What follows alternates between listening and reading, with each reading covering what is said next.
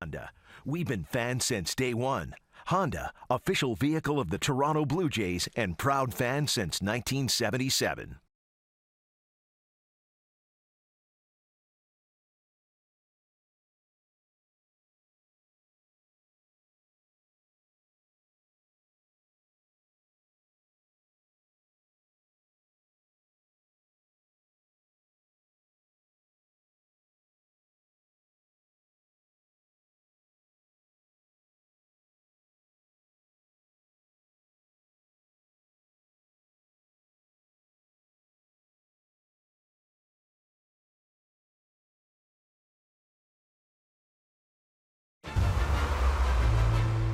Blue Jays on Sportsnet. Presented by Honda. We've been fans since day one. Honda, official vehicle of the Toronto Blue Jays and proud fan since 1977. Welcome to St. Louis and beautiful Busch Stadium. It is cloudy and cool here this afternoon. Rained all day yesterday. The game was rained out last night, so the Blue Jays will play a split doubleheader here this afternoon. John Gibbons' Blue Jays trying to build some momentum. See if they can't get closer to that 500 mark early in the season. Let's take a look at the lineup for the Blue Jays this afternoon. Kevin Pillar, top of the order. Ezequiel Carrera is riding a 5-game hit streak. During that hit streak, he's 7 for 19 with a triple and a couple of RBIs, and then down in the 8th spot, Ryan Goen, since he's gotten the chance to play every day, filling in for Troy Tulowitzki's, put together a 4-game hit streak, 5 hits, a home run, and a couple of RBIs, and they'll take on the hard-throwing right-hander, Carlos Martinez. And he's a good one. He opened the year as the Cardinals' #1 starter, but now he's the only member of the starting rotation without a win. He makes his team-leading 5th start of the season. The Jays catch him at the right time. He's given up 12 earned runs with 11 walks over his last 3 starts. This is his 2nd career appearance versus the Blue Jays, his 1st start against Toronto. But he has pitched very well in interleague, a 162 earned run average, 4th lowest mark in the Major League history since 2014. He's a tough one. He is set. Here's the first pitch of the ballgame. It's in there for a strike, and we are underway. Kevin Pillar, batting .296 for the season. Recently had an 11-game hit streak that was snapped on Monday in Anaheim.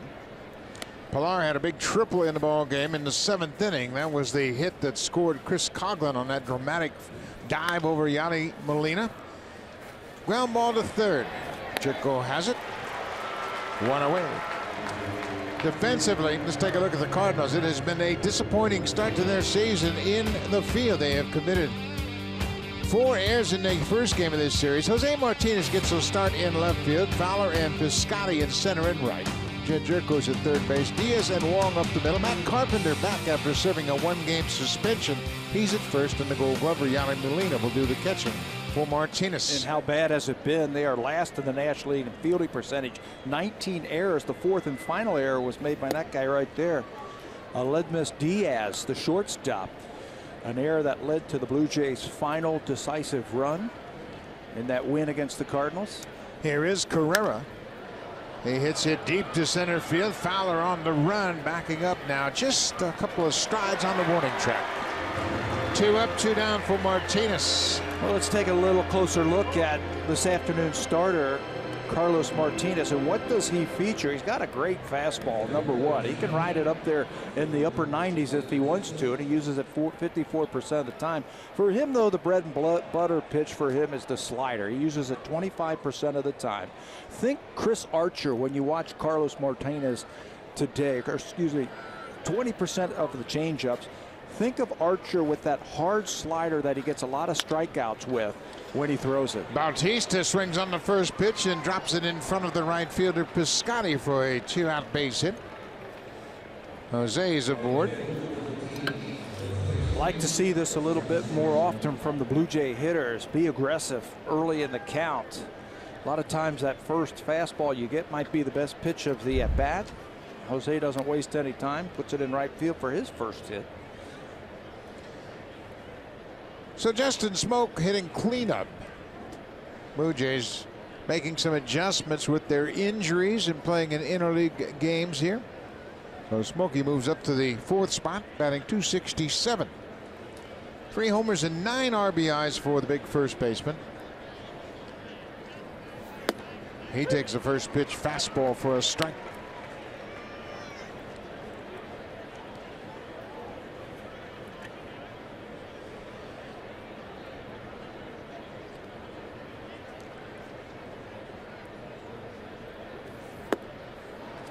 Off-speed pitch. Martinez hand 0-2 quickly. Nasty there is the changeup right there. He'll throw more changeups to left-handed batters, and it's a little bit different than Marco Estrada's changeup. Marco stays on line. Martinez, his changeup fades down and away to lefties. 0-2. Upstairs for a ball. Bautista doesn't look like he wants to run at first. Of course, Molina has a strong arm. He has caught 4 of 12 so far this season.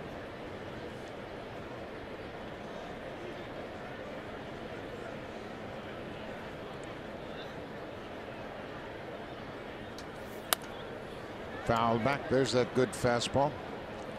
Yeah, he's just getting loosened up. He can uncork it at 97, 98 if he wants to. He's just trying to feel his way through this first inning with that fastball. It's a great combination. Fastball, slider, changeup.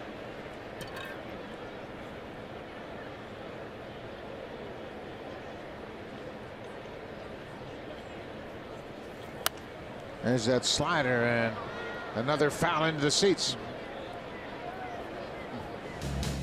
Well, when we talk about velocity, I told you he can run it up there. He's averaging almost 96 miles an hour with his fastball, which places him 3rd in the National League. Noah Syndergaard averages 98. He's in the class all by himself. And there's Garrett Cole and Steven Strasburg rounding out the top 4. Just 25 years old. He's got a bright future.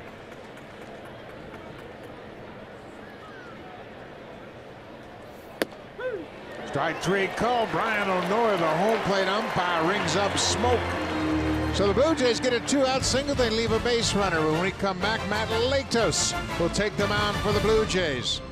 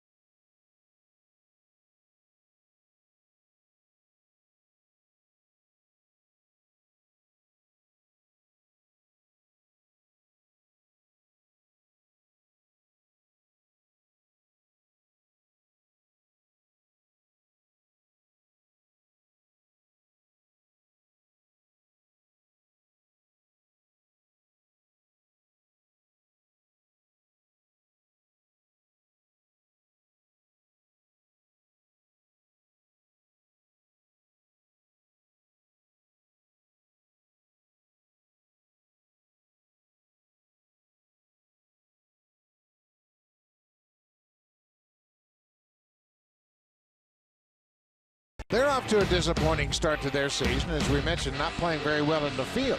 Top of the order, Dexter Fowler in his first season with the Cardinals. He's swinging the bat well over his last 6 games, hitting over 300 with a pair of home runs, 4 RBIs, but he's struck out 7 times. How about this matchup today? Yadier Molina, the great catcher of the Cardinals. He has hit well against Matt Latos, the Blue Jays starter. 12 for 34 with a home run and 5 RBIs, but he too has 6 strikeouts. That's been a problem for St. Louis this season. Too many strikeouts. They will go up against Matt Latos. Matt picked up a no decision Friday in his first start for the Blue Jays. That was against the Angels. He had to pitch around 10 base runners in his 5 innings of work. 6 hits, 3 walks, and a hit batter. That was a game that the Blue Jays would eventually win in 13 innings. And you talk about experience. Matt Latos has faced the Cardinals 13 times in his career. He's 5-6 with an ERA of about 5.5 versus the Cardinals. He has not fared well in his ballpark. He has a 2-4 record in 7 career starts here at Busch with his ERA over 7.5. So he's looking for a different outcome here today. Certainly wants to set the tone for this split doubleheader for the Blue Jays. Dexter Fowler, the leadoff man. Latos misses with the first pitch up and away. Fowler batting just 184, but he's starting to turn things around. He's 2 for 22 going head-to-head with Matt Latos. Of course, last season he was with the Chicago Cubs, part of that World Series championship ball club. And Matt has spent some time in the National League with the Reds, San Diego, and Miami, so they know all about him. John Gibbons was talking about him before today's ball game. Says he reminds him a lot of Liriano. Latos. The ball strike ratio isn't as good as they need it to be. He needs a few more strikes to stay in the game a lot longer. But he says he's been here before. He's a veteran. He knows how to make adjustments during the game. He's only 29 years old, and he's had problems with bone chips in his elbow, and he's had some big years with the San Diego Padres. He was a 14-game winner a year with the Reds. Bounces that slider in the dirt. Full count to the leadoff man, Dexter Fowler. Ledmus Diaz, the shortstop, is on deck.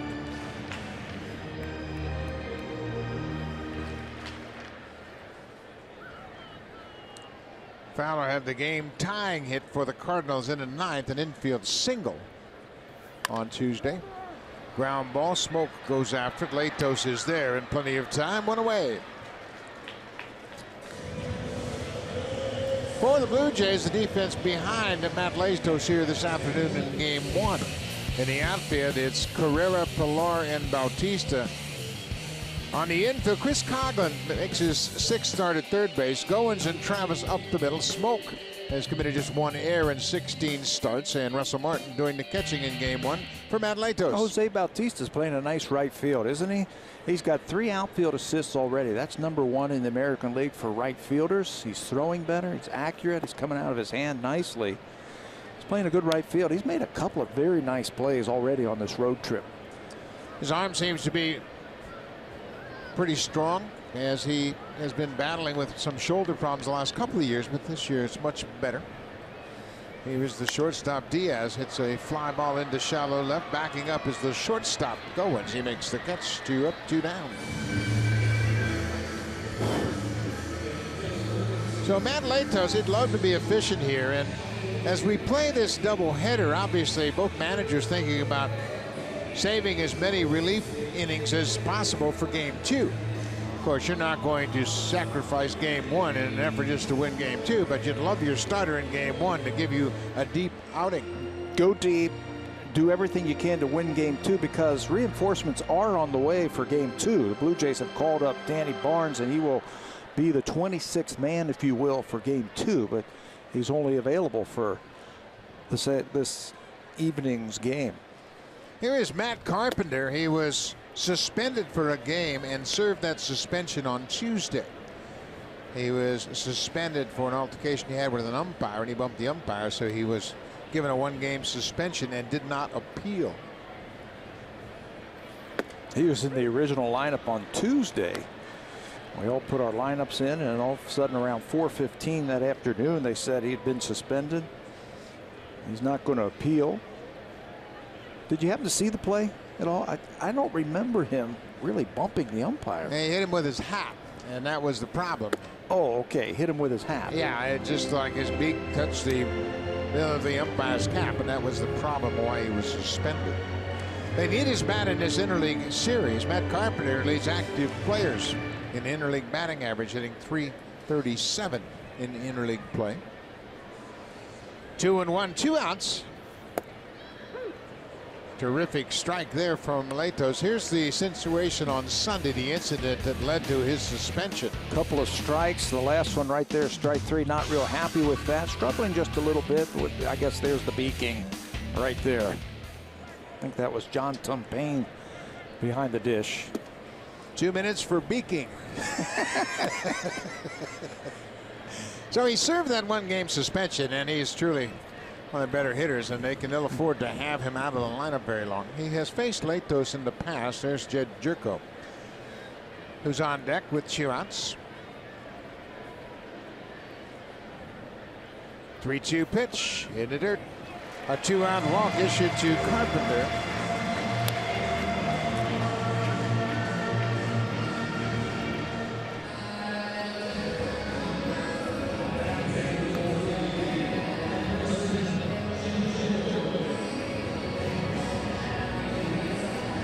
Jed Jerko, 3 home runs, 7 RBIs. A year ago, he had 30 home runs for the Cardinals. He had a 3-hit game here on Tuesday.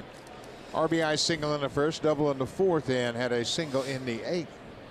He'll hit the ball all over the ballpark. That's why the Blue Jays are playing him straight up. One hopper to the shortstop. They go to second for the force out, and that'll do it. The 2-out walk does not factor in. We've played an inning here in St. Louis, no score.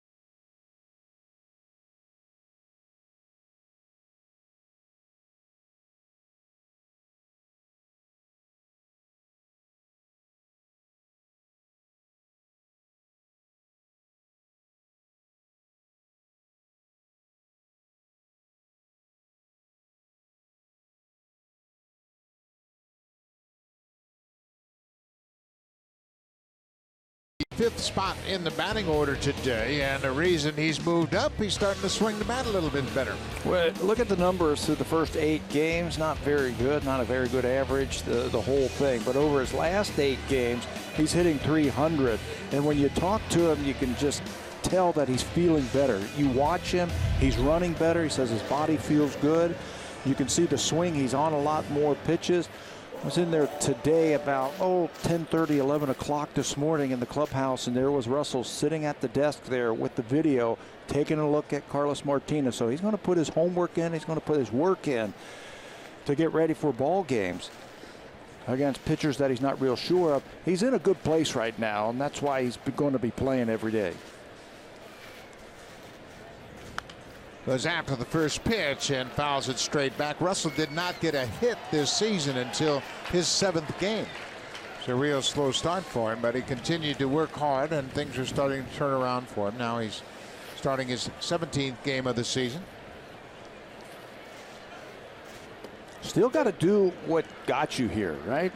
Put your time in. Blue Jays did not hit on the field today. Neither team hit on the field this morning before the game. They took their cuts in the cage. Russell was out here early, just getting a feel for home plate, visualizing. It's this ball deep to center. Fowler is on the run at the track, looking up. Goodbye, home run. Russell Martin, whatever he visualized this morning, came through for him in his first AB. Home run number 3 for the Blue Jays catcher. After he looked at the video of Martinez and his swing, he came out here and stood at home plate, and I know he was just visualizing what it's going to be like facing Carlos Martinez this afternoon, and it worked. He's always at his best when he's hitting the ball hard to right center field. He got a fastball out over the plate, put a charge into that one. Well, Russell, something else, man. He came out here early by himself, stood at home plate, got a good image of Carlos Martinez watching video, and then put it to good use. A 2-strike home run.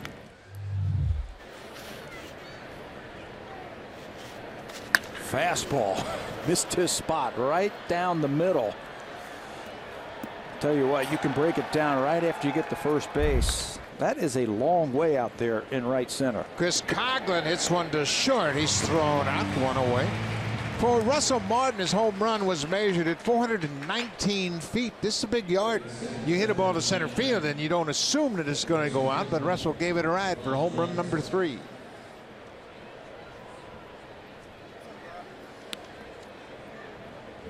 What a way to start the day. Blue Jays out to an early lead. Devin Travis. He takes the first pitch strike. Devin came into the game as a defensive replacement on Tuesday. He did not start that game. Darwin Barney started it at second base. You know, it's not just Russell who seems to be hitting the ball a little bit better over the last week, 10 days or so.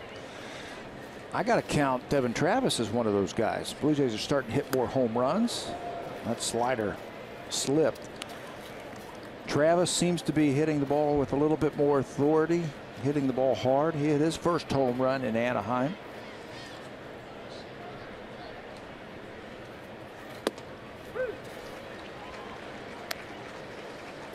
Two and two now to Devin Travis.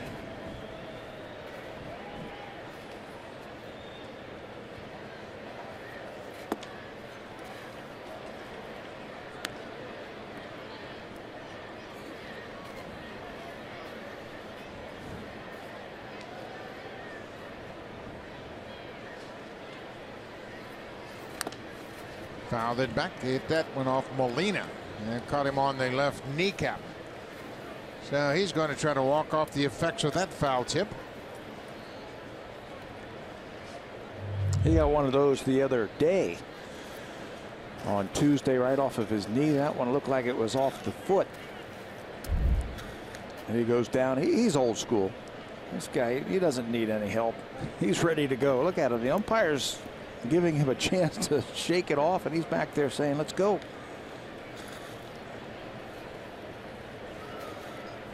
Yachty says he's okay. Brian O'Neill, the home plate umpire, giving him plenty of time to regroup, and Molina's already in set. Another look at right off the toe. Travis swings and misses that inside fastball. 2 away, 2 strikeouts for Martinez. Martinez is an interesting guy. He's got great stuff. I mentioned the second strikeout. He wanted to go down and away, but it's up and in. And finishes off Travis. He had a crazy game a couple of starts ago where he had 11 strikeouts and 8 walks. He did all that in just 5 1/3 innings. 8 walks.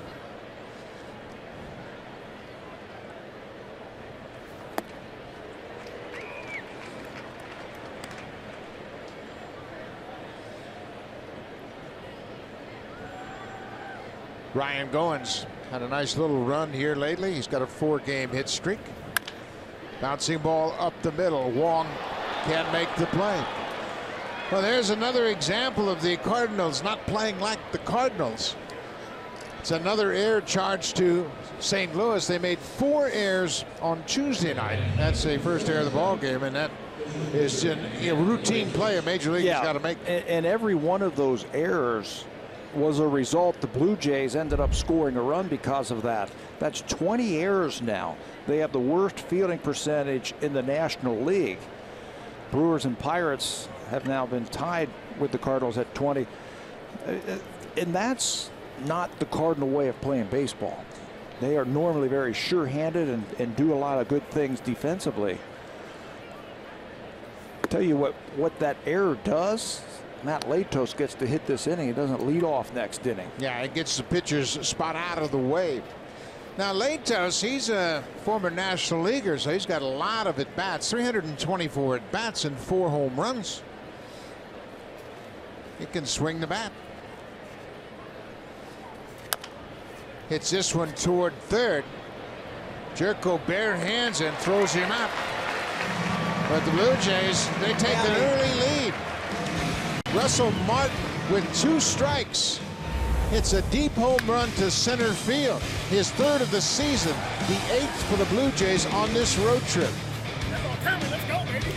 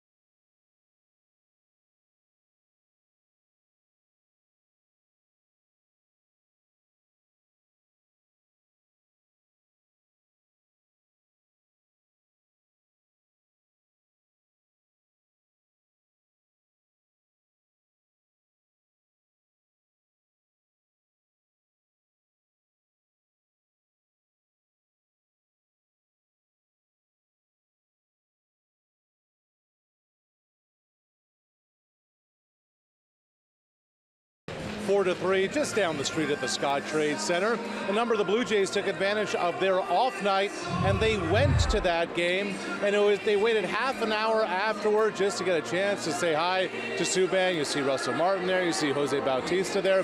It was Jared Saltalamacchia who said, "Oh well, yeah, I've been to hockey games before, but in the postseason, there's no fighting. I'm not a big fan of no fighting in the playoffs." So Russ Martin gets up to bat. Earlier in this game, he hits the home run, and who does Russ say hi to? What's up, fellas? What's up, PK? 2 guys with Montreal connections exchanging pleasantries, fellas. Well, and PK obviously was born in Toronto just like Russell, so they had a connection in that regard, too. PK in his first season with the Nashville Predators got a chance to see Russell go deep here in St. Louis. I love that. You know, when athletes cross over like that, here are the hockey guys at the game, and Russell hits a home run for him and then acknowledges them. How'd they get those seats? That's what I want to know. Those are some tremendous seats. That's only the common courtesy. The Blue Jays got a chance to see the game, and that's how they got those seats. That's Mike Shaw. That's Mike Shaw, the traveling secretary for the Blue Jays, saying hello to some of the guys.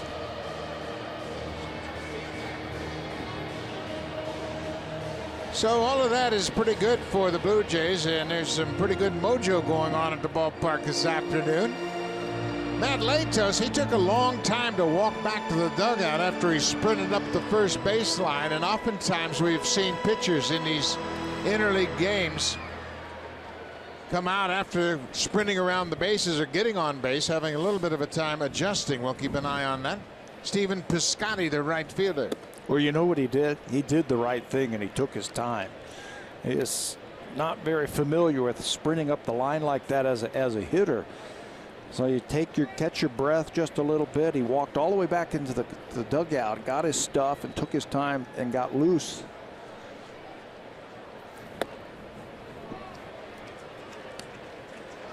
Two and 0 count to Piscotty.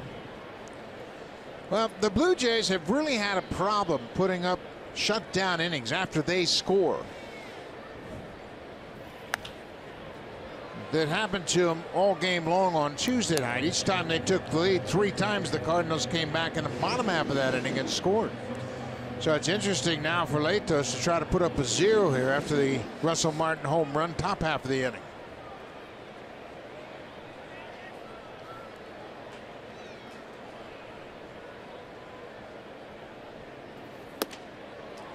Two and 2. The Blue Jays, they have the highest percentage of runs allowed in half innings after they score.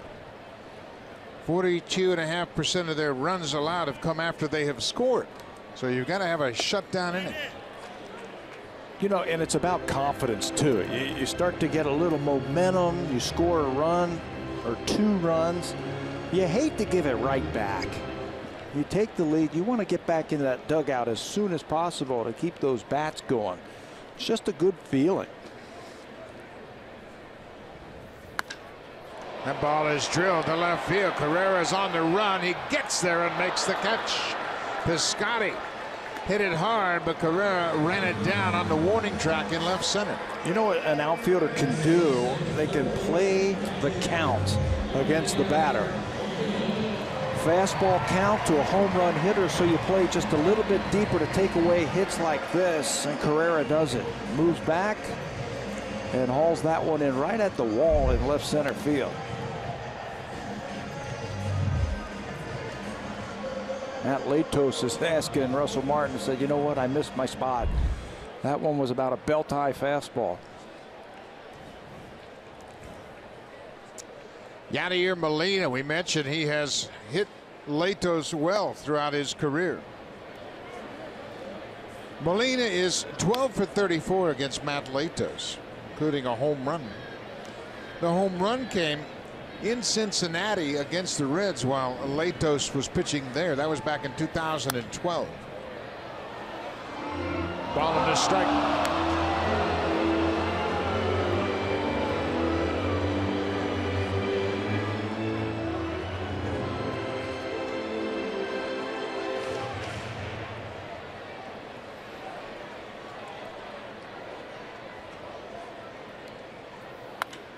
This is going to get down. Carrera trying to cut it off, but he won't. It's all the way up against the wall, and Molina continues to put up big numbers against Matt Latos. That's his 13th hit in 35 at-bats. Another extra base hit, third double of the season for Molina. Breaking ball, he stays back just long enough. He had some good at-bats here on Tuesday. Locked in as he gets himself into scoring position with that double to left field. There are just certain pitchers you feel comfortable with, and you just have to look at the numbers. Molina was 2 for 5 Tuesday night with an RBI. That extends his hit streak to 6 straight. So here is Jose Martinez. He gets to start in left field. Martinez had a 2-run home run in the 7th. And that tied the game at 4-4. His first big league home run.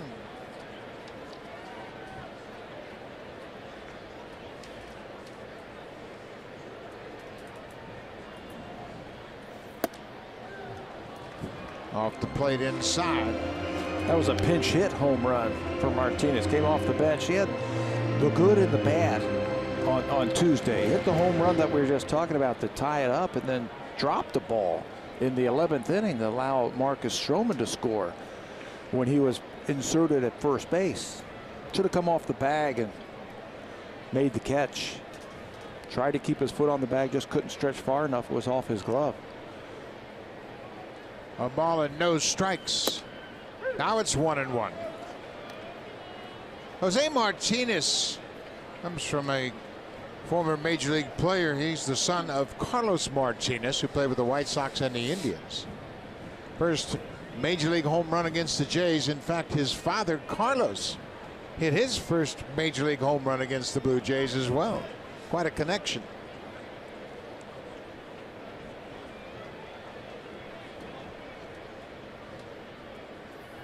Very similar hitters. Tall and lanky. They've got long arms. That's why he can stay off the plate. You can see he's off of home plate with those long arms. He can still reach that outside pitch. The home run that he hit was a pitch that was away from him, and he hit it to right field.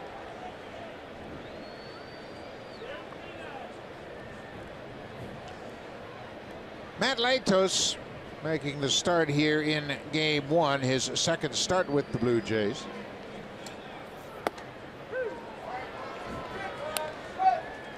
Another fastball right there, 2-2. Here's the pitch. Ball that was away, and he dumps it into the bullpen of the Cardinals. It's a good feeling. Rounding the bases with the first big league home run. That was the 3rd time in that game on Tuesday that the Cardinals had come back and tied it up. 2-2, 1 out. Molina at second base. Martinez fouls this one into the seats.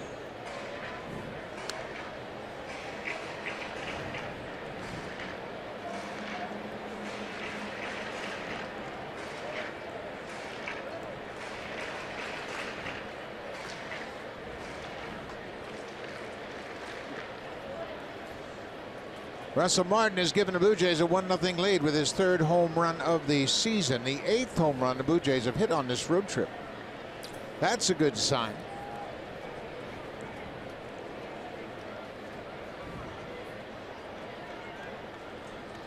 There goes Molina. Swung on and missed. The throw to third, not in time.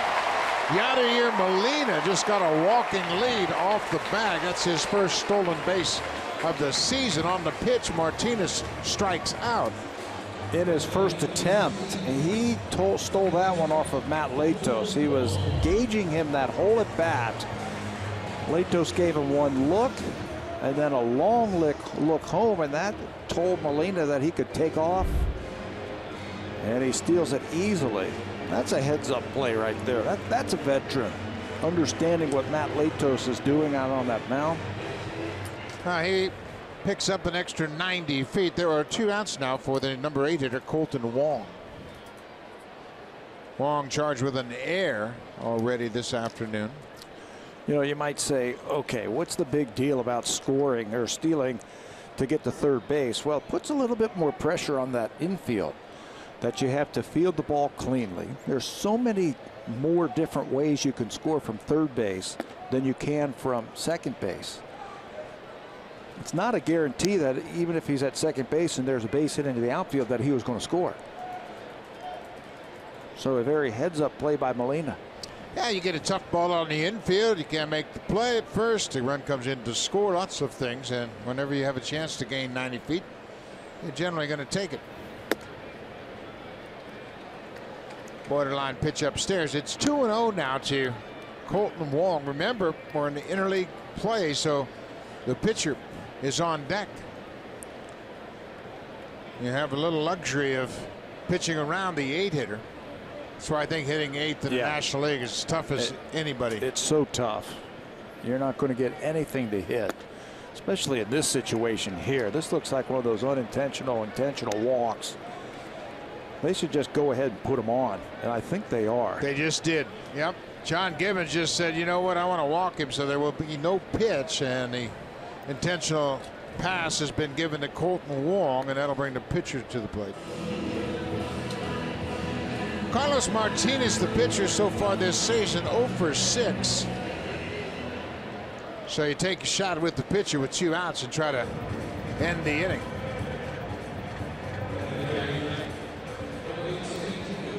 Well, before we do, we're going to have a meeting. Looks like Russell has a message. He wants to talk to both Matt Latos and Ryan Goins. I don't think they would double steal in this situation. They don't have the proper runners or the batter at the plate. But he has a definite message he wanted to talk to his shortstop and pitcher about. DeMarlo Hale does a great job of assessing the running game for their opponents, and you can see that DeMarlo's giving Russell signs right now. Remember, this guy is anxious to hit, so be careful on this first pitch. I don't care if he is a pitcher. 2 outs. Swinging it to first pitch. Devin Travis calls for it, backing up into the outfield, and that'll do it. So the intentional walk puts the second runner on. Martinez pops out on the first pitch. The Blue Jays have a 1-0 lead.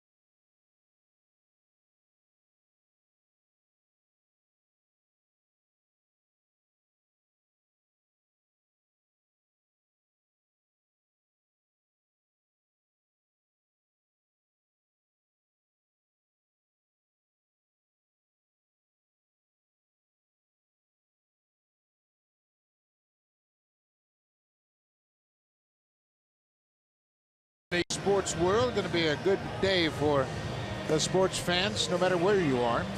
We are here in St. Louis, and the clouds are starting to open up. Sunshine's coming out. That's a good thing. It was a nasty day here yesterday, and they called the game very early, and the forecast was right on the money for a change. For a change. Supposed to end at 4 o'clock in the morning. I guess it did. I was up. And then the sunshine. You were up at 4 o'clock in the morning? I was up at 4 o'clock. Couldn't sleep. Wow. I was excited about this doubleheader. Wanted to get to the ballpark. Okay. Kevin Pillar, the leadoff man, waves at that first pitch, something we haven't seen a lot from Kevin. Well, he made up his mind that he was going to swing. Coming from the on-deck circle, getting into that batter's box, he said, I'm guessing fastball. Martinez crossed him up with a slider. That was a better take right there.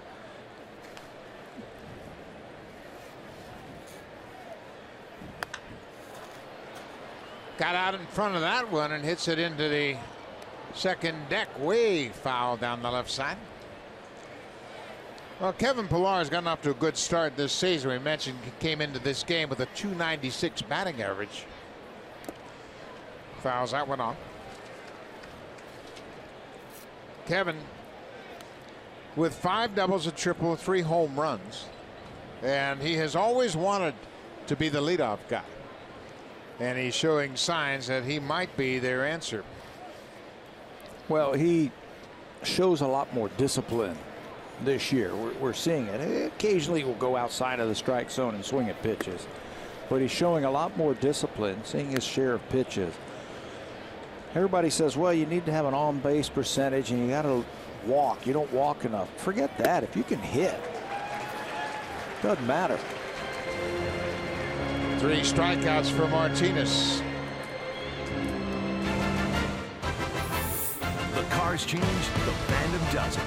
Honda, official vehicle of the Toronto Blue Jays and proud fan since 1977. Carlos Martinez, his 3rd strikeout of the afternoon. That's a milestone strikeout for him. That's strikeout number 500 in his career for the 25-year-old.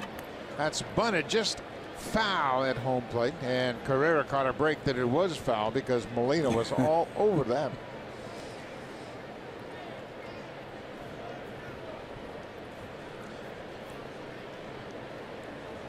I think that's a first of many for Carlos Martinez. 500. He's going to get to 1,000, 1,500, 2,000 if he stays healthy. He's just 25 years old. He's their #1 pitcher. He's their ace. They just haven't been able to score any runs for him. That's why his record is what it is. And he's had a bad outing here or there. That's jumped the ERA up there, but this guy's tough.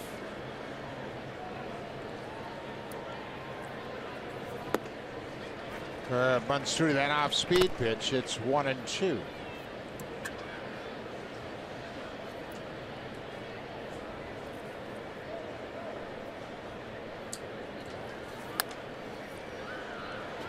Guerrero flying out to center field his first time up. Well, it's always important. You play a doubleheader, you want to win the first one, then you're playing with house money in game 2.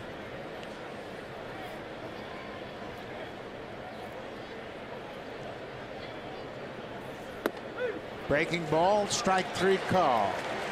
2 away. Let's check in with Jamie Campbell.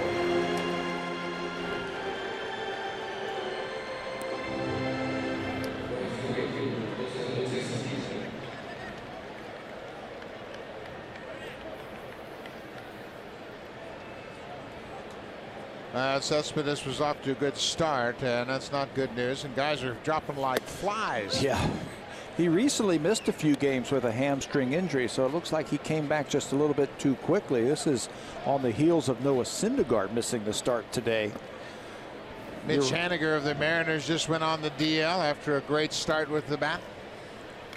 Of course, the Blue Jays, they've got 8 guys on the DL, including their left side of the infield, Donaldson and Tulowitzki, who they really need back. Bautista drills it into left field. Jose is 2 for 2. He stayed on that breaking ball nicely.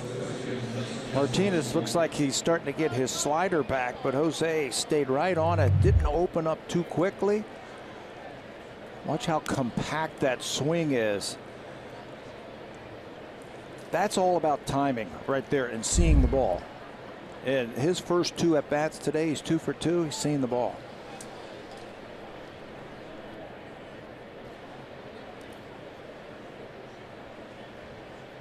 Justin Smoak got called out on a fastball his first time up for strike 3.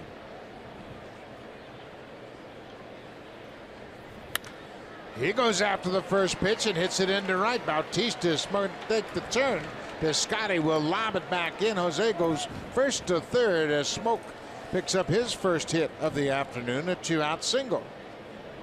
A little 2-out lightning for the Blue Jays today in this inning. Bautista now Smoak. Smokey's not waiting around at all. You got a runner on base. You got a chance to drive in a run. Pitch out over the plate. Nice job for Bautista to go first to third. Now you get the hot-hitting Russell Martin with a runner on base.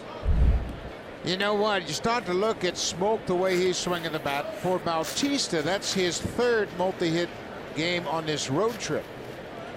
He had 2 hits on Friday in Anaheim, had 2 more Monday night, and now he's already added 2 here this afternoon. Good things about to happen for Bautista. He had a multi-hit game. Game 1 in this series.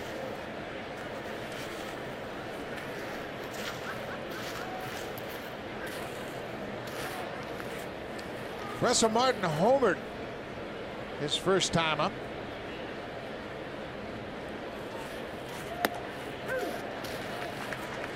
Right on the outside corner with that 97-mile-an-hour fastball.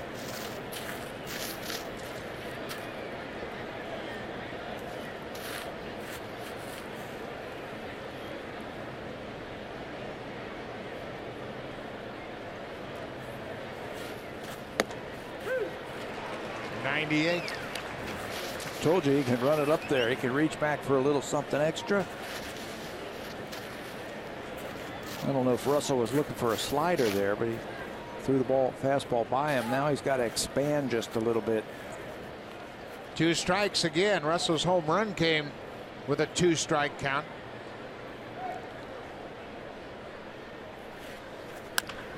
Ground ball. Diaz at short will go to second for the force out. The Blue Jays threaten but can't cash in. A couple of 2-out singles and they strand a pair. We go to the bottom of the 3rd here in St. Louis. 1-0 Jays.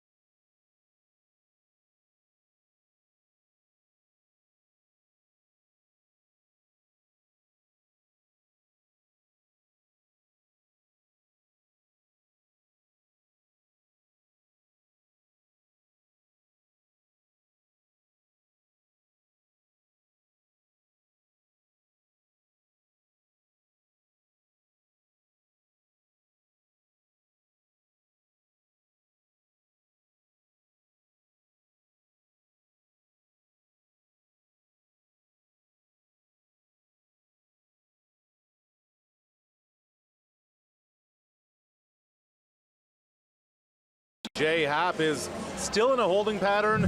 3 or 4 more days before he resumes throwing. Aaron Sanchez, meanwhile, did throw this morning, albeit on flat ground. The plan with Sanchez now is that he throws a side session off the mound tomorrow at Rogers Center without a bandage. If it all goes well, he could start Sunday against Tampa. Meanwhile, Troy Tulowitzki, he is back in Toronto. He is swinging, but not running quite yet. Guys? Thank you very much, Rash. And obviously, you have those key players on your DL. You need them back. So it's imperative now that the active players on this 25-man roster scratch and claw, do whatever you can to close gap on 500. See if you can keep your head above water until you get those 4 players back. Those are key players. They need them back. Very key. Starting pitching, and then of course your whole left side of your infield. A lot of offense missing right now for the Blue Jays, so you got to figure out ways to score runs and to win ball games. If Sanchez can go on Sunday, Marco Estrada would be pushed back to Monday. That would be against the Yankees in Yankee Stadium. So with Bautista getting 2 hits in his first 2 at-bats this afternoon, a third multi-hit game of this road trip, that's a real positive sign. Matt Latos hasn't thrown a first pitch strike yet in this game, and there's one. He gets a pop-up. Pilar, the center fielder, calling for it, gets there, and he gets Dexter Fowler on 1 pitch. That's the first pitch strike of the afternoon for Matt Latos, and he gets an out. Well, his pitch count is up there already. It's just the 3rd inning. I told you that he pitched around 10 base runners in 5 innings in his last start. Blue Jays are hoping for 5. Would love to see 6 innings today from Latos. It'll make it a lot easier on that bullpen. There's another strike. 2 in a row for Latos. First pitch strikes. This is Aledmus Diaz, who popped out to the shortstop his first time up. Left field, Carrera's got a bead on it, moving to his right. 2 quick outs for Latos here in the 3rd.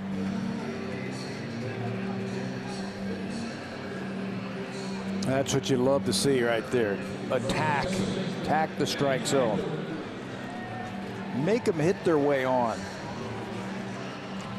Well, Matt Latos is a veteran, and we talk about the significance of having that depth in the minor leagues. The Blue Jays were fortunate last year. They used just 7 starting pitchers all season long. With Latos and Casey Lawrence making starts already, that gets them to 7 early in the season. You know what was impressive about that last year, the 7? The extra 2, none of them was out of necessity. It was because they had been playing a lot of games in a row. I think they were playing 16, 18 games in a row, and they brought up Drew Hutchison to make a couple of spot starts. Then they traded for Liriano, and Francisco made some starts late in the game, or late in the season. So not out of necessity. Already this year, they've had to bring up 2 of those starters because of injury.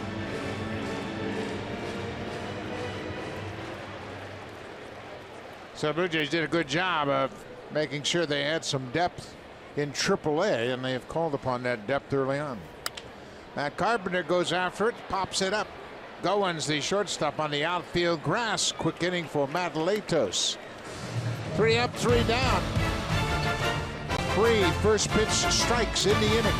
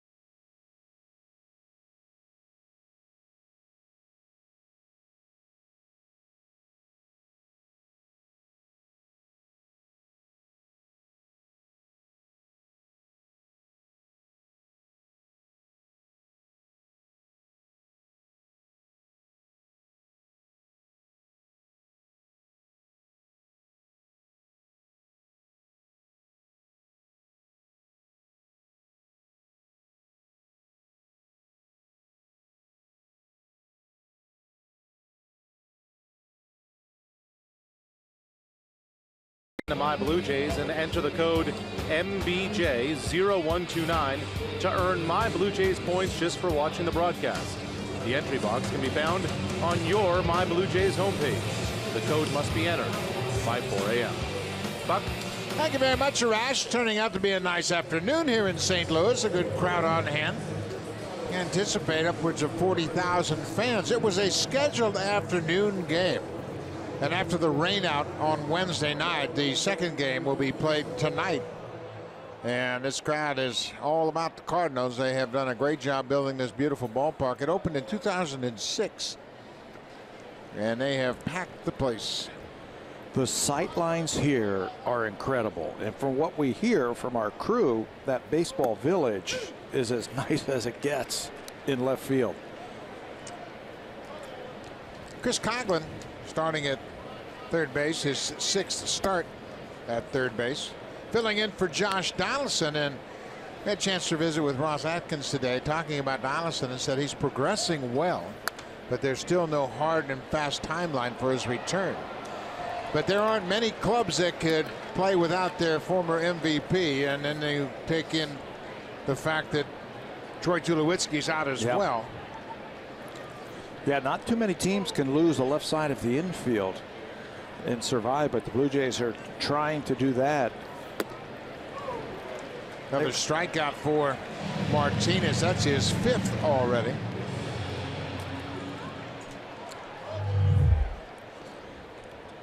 Most strikeouts per 9 innings, minimum 4 start. He is 3rd in all of baseball behind Danny Salazar and Chris Sale. He averages about 12 strikeouts per 9 innings. He can do it with the fastball, the slider, great changeup. His fastball's got some movement on it.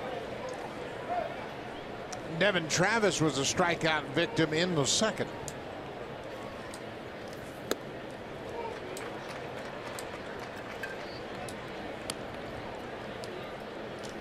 Martinez works quickly too. I mean, he doesn't stray too far from that pitching rubber after each pitch.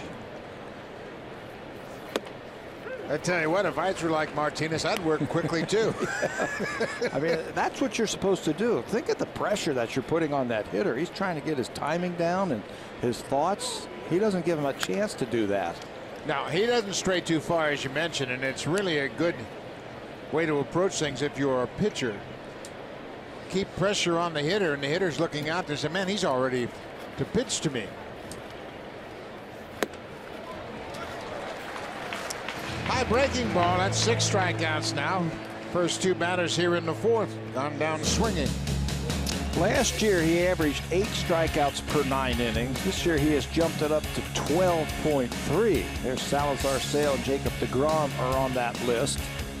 Lance McCullers is just outside of deGrom. He is getting better as a young player. Told you, he's just 25 years old. He's just finding his way in the big leagues. He's been around for a couple of years. Took over as a starter in 2015. He worked out of the bullpen and did a heck of a job pitching out of the pen in 2014. Made 57 appearances. And then he had 29 starts in 2015, 31 last year when he put up 16 wins.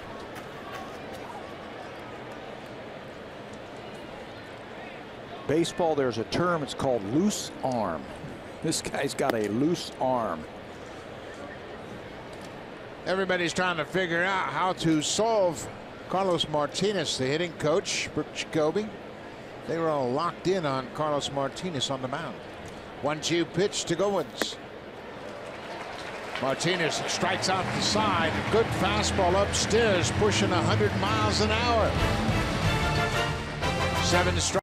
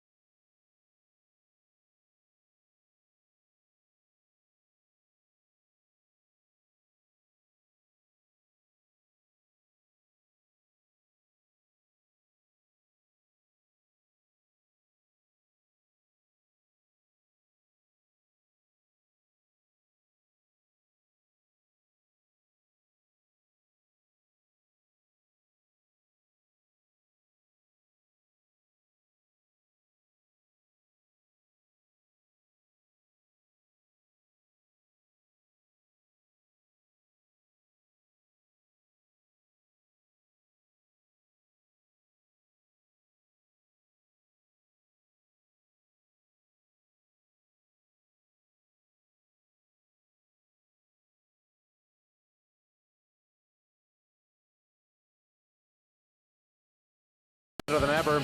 Watch every out-of-market regular season game live on over 400 supported devices. Plus, get a free subscription to @Bat Premium, the #1 app for live baseball.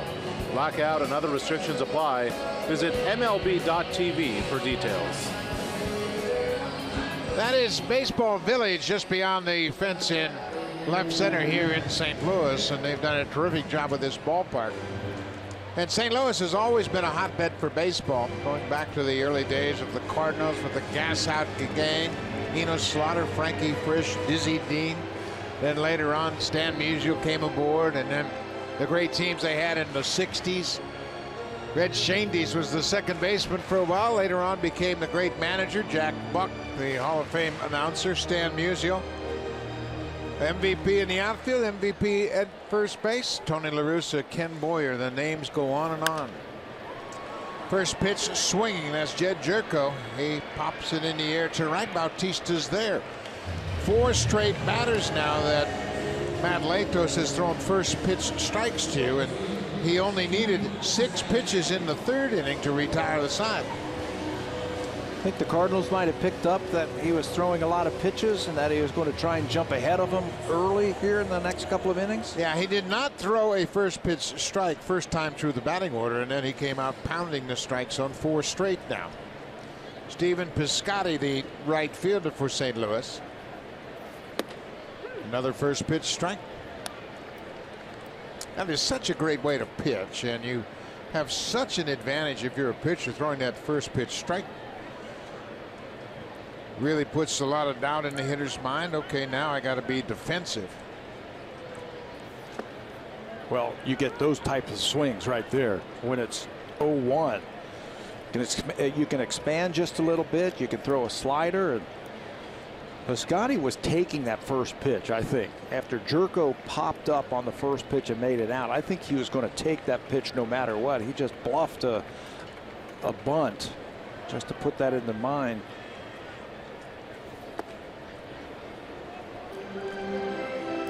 One and two.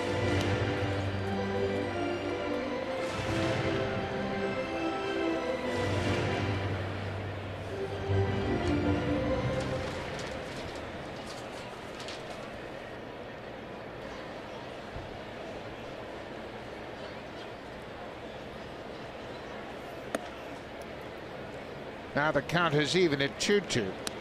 Piscotty had a pair of doubles Tuesday night. He came into that ball game with just 1 double. He's the Cardinals team leader in RBIs at 9.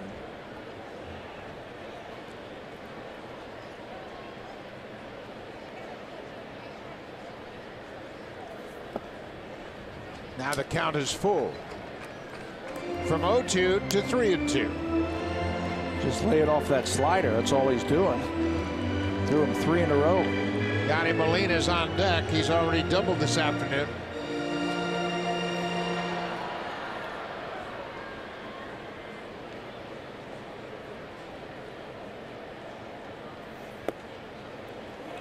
He loses him. Latos walks Piscotty with 1 out. He had him 0-2. He's not real happy with that last call. He was looking at it. Brian O'Norum was asking him where that pitch was, and now he's taking a long walk behind the mound just to clear his mind.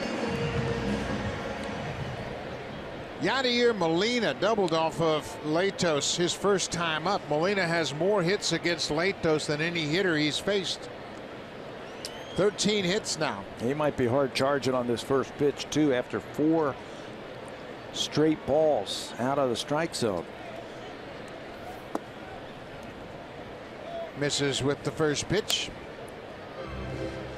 That snaps a streak of 5 straight first pitch strikes for Latos. That he needs to do that. The Cardinals bounced into 2 double plays on Tuesday, and that's an exception because they had been pretty good at not grounding into double plays. They came into that game Tuesday having grounded into just 9 ground ball double plays all season. Well, he's got a good guy at the plate if he can get the ball on the ground. John Gibbons trying to figure out if they want to see this again. They made a change on their video replay coach back in the clubhouse. Sal Butera is back with the ball club, and he is handling those duties. They wanted to check to see if he was out over there at first base. Now, smoke came out of the tag showing the umpire the glove as just to say I got him, but Blue Jays choose not to ask for the review.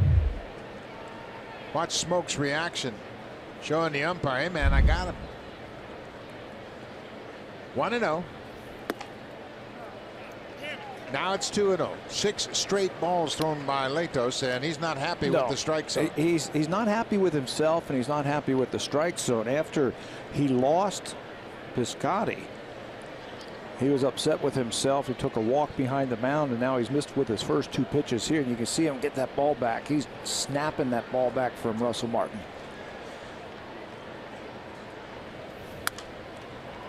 Molina fouls it out of play.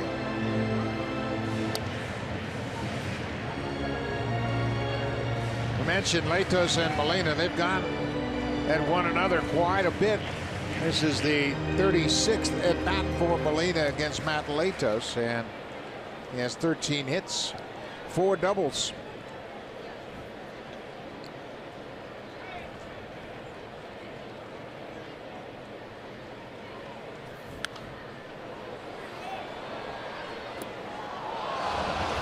Who was the guy that you hit well, where you stepped in the box and you said, okay, I know I'm going to get 2-3 hits today?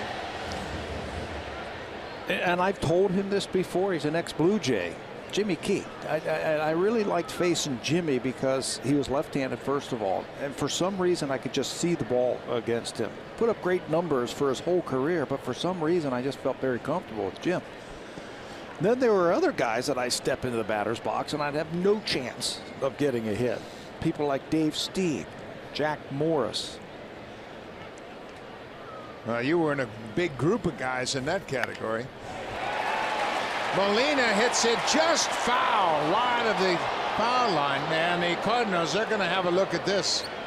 Cardinals not even hesitating. Mike Matheny, the manager, up on the top step, say, wait a minute. That's too close not to take a look at. And totally illegal because it's behind the third base umpire. That's Quinn Wolcott this afternoon. Anything in front of the umpires you cannot review. Anything behind the umpires down the line you can take a look at. Chris Coughlin says it's foul. You see Coughlin saying it's foul, and that's foul. Yeah, but he doesn't count. Quinn Wolcott is at third base, and the Cardinals are going to wave it off. Oh, he's got to come up with a pitch right here. What are you going to do to Molina, who seems to hit everything from Matt Latos? 2 balls and 2 strikes to the Cardinal catcher. Hit it on the ground. 1-0 Blue Jays lead it. We're in the bottom of the 4th.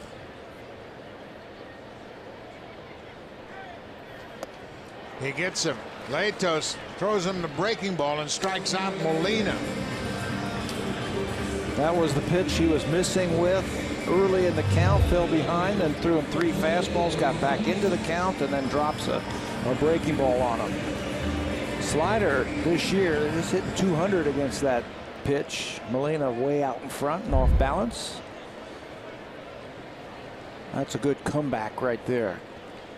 He had Piscotty down 0-2 and walked him, and now he comes all the way back and strikes out Molina. 2 outs for Jose Martinez. Martinez struck out in the 2nd.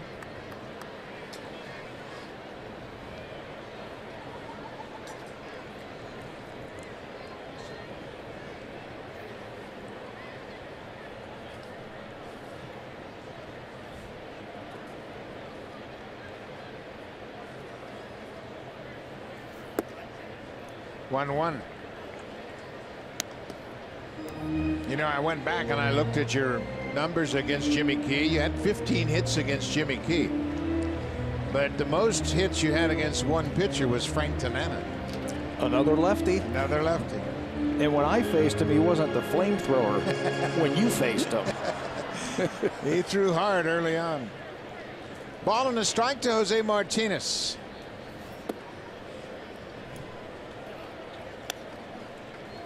Latos has not gotten that down and away strike called in his favor. He's made some pretty good pitches.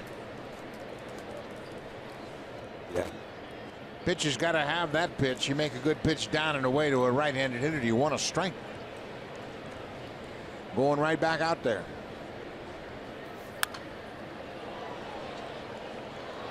Jose Martinez not getting cheated. Jose Martinez batting now, taking a healthy cut. We mentioned the home run that he hit yesterday for his first big league hit. Most of his hits have come to the middle of the diamond, staying on the ball just a little bit better.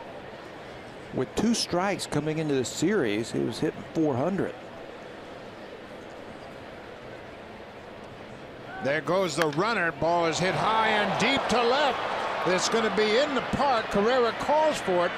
Pilar calls him off and makes the catch. Latos issues a 1-out walk. The Cardinals leave him on base. We'll go to the 5th. 1-0 Blue Jays. Now time for Blue Jays Central Update. Here's Jamie Campbell with Greg Zahn in the Samsung broadcast studio.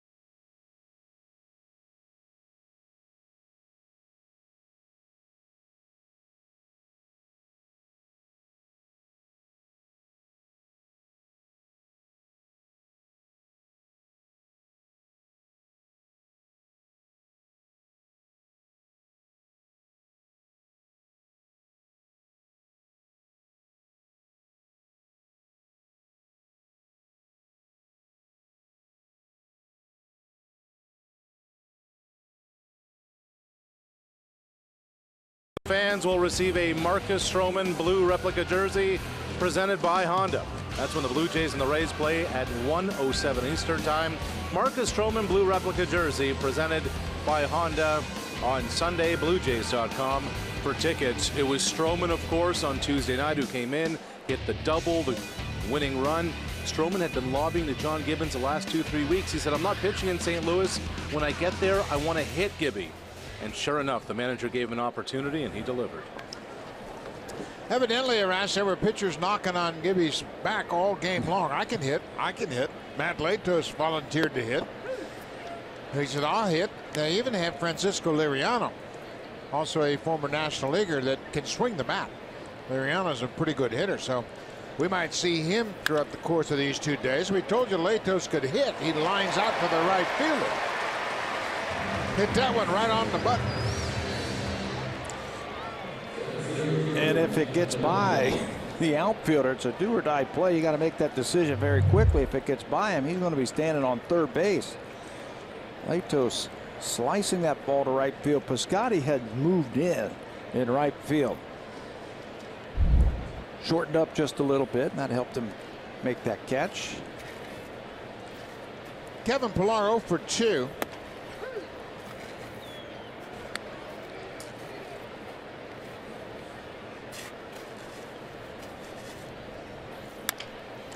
Bouncing ball towards short. Diaz fires in time. 2 up, 2 down here in the 5th. Do you get the feeling that Carlos Martinez is starting to get locked in? I do. You know, oftentimes if you don't get to a starter early, you're not going to get to him, especially a caliber pitcher as Martinez is. Russell Martin hit a leadoff home run in the second, and he hit that home run with a 2-strike count. Since then, the Blue Jays haven't done much against Martinez. He struck out the side in the fourth.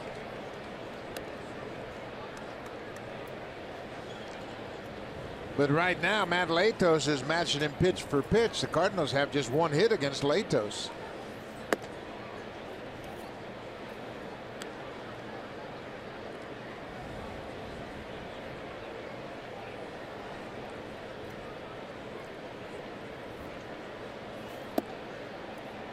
Changeup off the plate.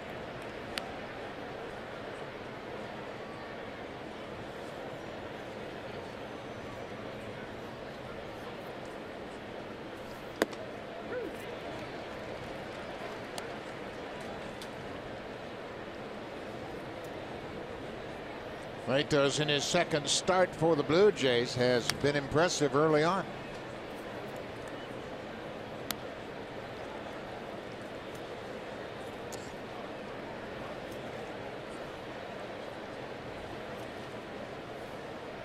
Ezekiel Carrera with a 2-2 count. On the ground. Carpenter will wave off the pitcher, step on the bag. The inning is over. Carlos Martinez has retired 7 in a row. But the Cardinals trail 1-0 behind Matt Latos. 1 hit pitching so far.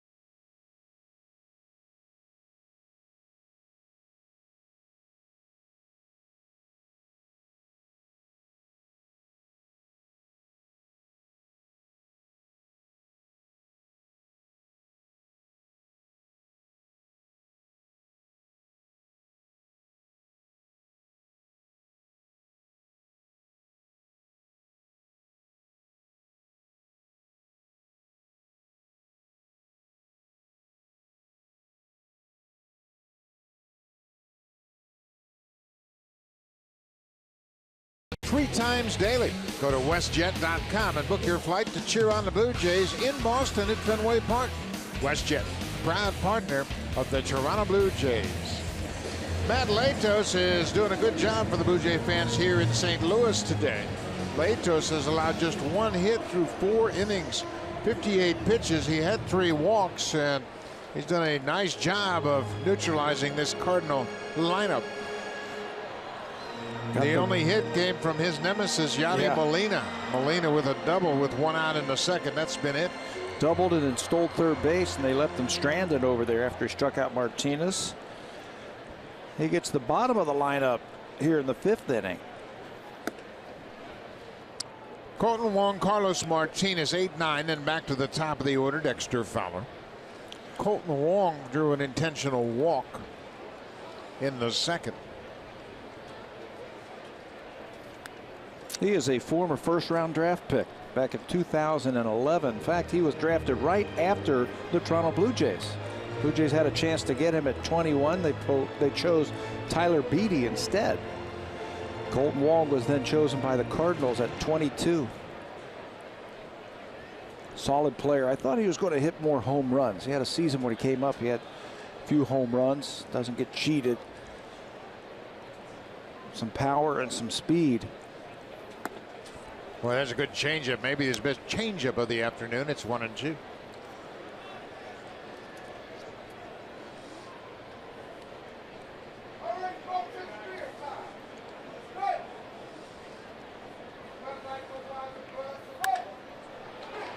Then Looper into left field. Carrera's not going to get it. Pilar's there to back him up. Here's the throw to second.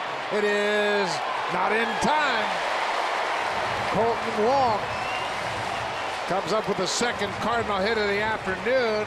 Little fly ball that dropped under the glove of Carrera. Pilar was there to back him up, and Kevin had a shot at him at second base. Carrera had been moved over towards the line with 2 strikes, and this little flare by Wong is then going to find its way into the outfield. Just out of the reach. Pilar comes over, barehands the ball. He's very accurate with his throwing. It's right on the bag, but Wong was thinking too as soon as he hit it. Dives into second base with a leadoff double. Now the defense, they all got together to decide what they're going to do here with the pitcher up. It's the 5th double of the season for Colton Wong. He just beats the tag into second base, and now the pitcher's up. Blue Jays looking for the bunt. Smoking on the grass at first. Coughlin at third. Shortened up. Martinez squares early. Now he's swinging away and fouls it back. He had everybody moving on the diamond. That's called the old butcher boy player. You show them the bunt. You got the first baseman and third baseman crashing, the second baseman going over to first, and the shortstop to second base. Then you pull it back. All you have to do is get a ground ball. There's holes all over that infield if you do that. The Cardinals have only had 5 sacrifice bunts all season. Martinez does not have one of those 5. Again, he squares early. This time he's going to bunt, and bunts right through it. Throw to second, and they've got Wong picked off. And now they'll put the tag on him, and the Cardinals continue to get in their own way. You know, they have talked about that. The problems that they've had this year is their defense. 20 errors, that's the most in the National League, and base running mistakes. They made a few base running mistakes on this road trip where they just came back from.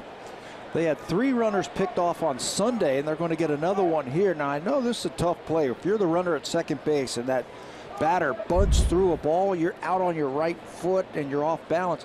Heads up play by Martin to pick him off, but that's a tough play. And unfortunately for the Cardinals, that leadoff double for naught. Caught stealing, 265 credited to Russell Martin. But you're right, when a batter bunts through that ball, your initial thought is to take a step toward third, and Martinez breaks his bat as he strikes out. He couldn't get the bunt down. He ends up striking out after Colton Wong got caught trying to get off second base, and after a leadoff double, now there are 2 outs and nobody on. 2 outs, nobody on. Turn the lineup over. He's upset with himself that he wasn't able to move that runner to third base, and you get these types of reactions, breaking your bat and striking out. But I agree with you. The Cardinals they're making too many silly mistakes, physical mistakes in the field, mental mistakes when they're running the bases. Dexter Fowler goes after the first pitch and rips it into right. Now the Cardinals in that dugout got to be replaying this entire inning. Even if Martinez doesn't get the bunt down, Wong would have been at second with 1 out, and Fowler singles to right. They'd have a run if not for the base running mistake, but the Blue Jays will take it. Ledmus Diaz, the shortstop, is 0 for 2.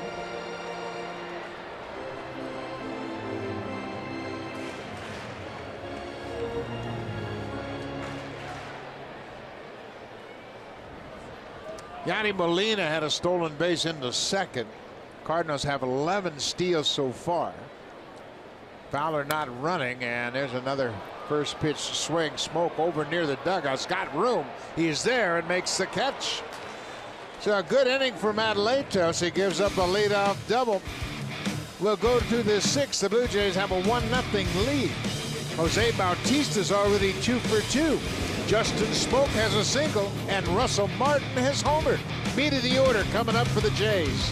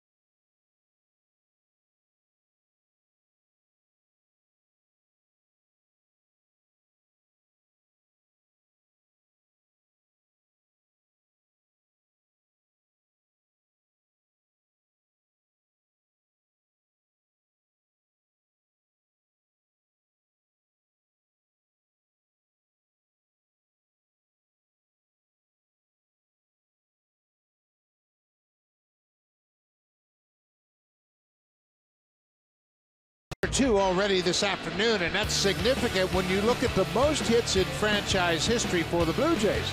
Tony Fernandez, the great shortstop, is the all-time leader. And then we move down on the hits list.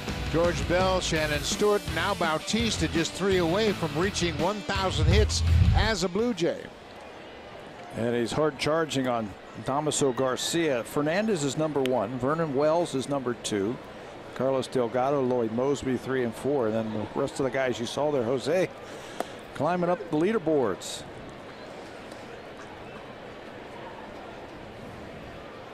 He started this year number 2 in home runs in Blue Jay history, behind Carlos Delgado. Carlos has 336. Jose now has 266. Breaking ball, and Bautista thought it was off the plate outside. It's now 2 balls and 2 strikes. He's also in the top 5 in extra base hits in Blue Jays history. Runs batted in. That one right underneath the arms. He's also top 5 in runs. Fastball gets away from him. And of course, walks. 3-2. Ball 4. Bautista reaches for a 3rd straight time this afternoon.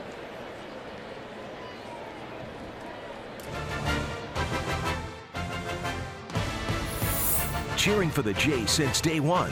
Honda, official vehicle of the Toronto Blue Jays and proud fan since 1977.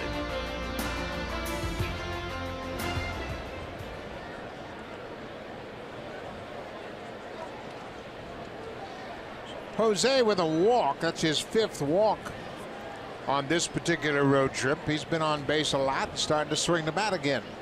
Here is Justin Smoke. He singled his last time up and takes a pitch inside.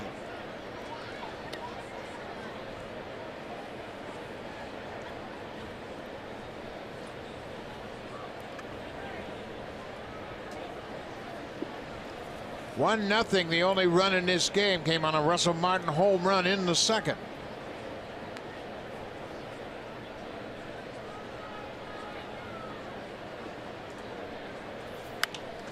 High pop-up on the infield. Matt Carpenter, the first baseman, calling for it, makes the catch. 1 away. Drive of the game brought to you by Honda, official vehicle of the Blue Jays and proud fan since 1977. Well, you were just talking about it. This is a lot of fun to watch. Russell Martin, his first time up with 2 strikes in the 2nd inning, says, see you later. Plays long ball into right center field. He's going to circle the bases with the game's only run, and when he gets back to that dugout, hello, PK Subban. My buddy. That is our drive of the game. That's awesome. Subban here with the Nashville Predators after 7 seasons with Montreal. This is his first year in Nashville. They won the opening game of their 2nd round series against the St. Louis Blues here 4-3 last night. 1 out.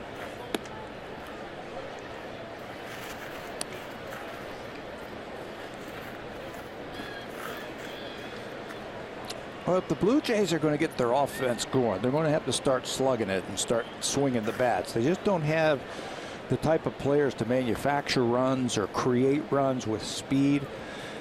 Not a good combination here this inning with some speed if you want to hit and run, or if you want to try and do something offensively. So John Gibbons is a little limited of what he can do. He can just hope for his guys to start getting hot. Yeah, everybody wants the Blue Jays to change their personality, but you can't do that. These guys are 8, 9, 10-year veterans. They have a particular way they play, and you just can't all of a sudden say now you're going to be a slap hitter. They are what they are. How many times has Gibby told us, he said, you know, we are a slugging team, and there's not much I can do as a manager to kickstart it. There's a few guys in the lineup that I can start runners, or I can bunt with, or I can play hit and run with, but hey, for us to score runs, we're going to have to swing the bat. And you're starting to see guys slowly come out of it. As the weather warms up, the bats are starting to warm up. This is going to be out of play. Into the seats. Well, the Blue Jays got off to a terrible start at 1-9, but they're 500 over the last 10. Average has jumped up a little bit to power numbers. That's where it's really starting to show, and that's how they're going to win games. At the same time, their pitching has gotten a little bit better. They're sorting out the bullpen. I think the starters are going to be great all year long, so I think that number is going to stay there. But the power, the power is starting to show once again. Inside, Russell is 1 for 2 this afternoon on this road trip. He's 7 for 17. So he's starting to swing it.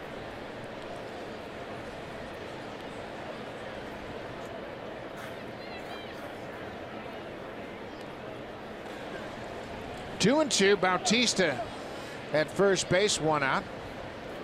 Time has been granted. Well, what a nice day all of a sudden. All the clouds are gone. The sun is shining brightly, and it's a beautiful baseball afternoon. Breaking ball around the inside corner.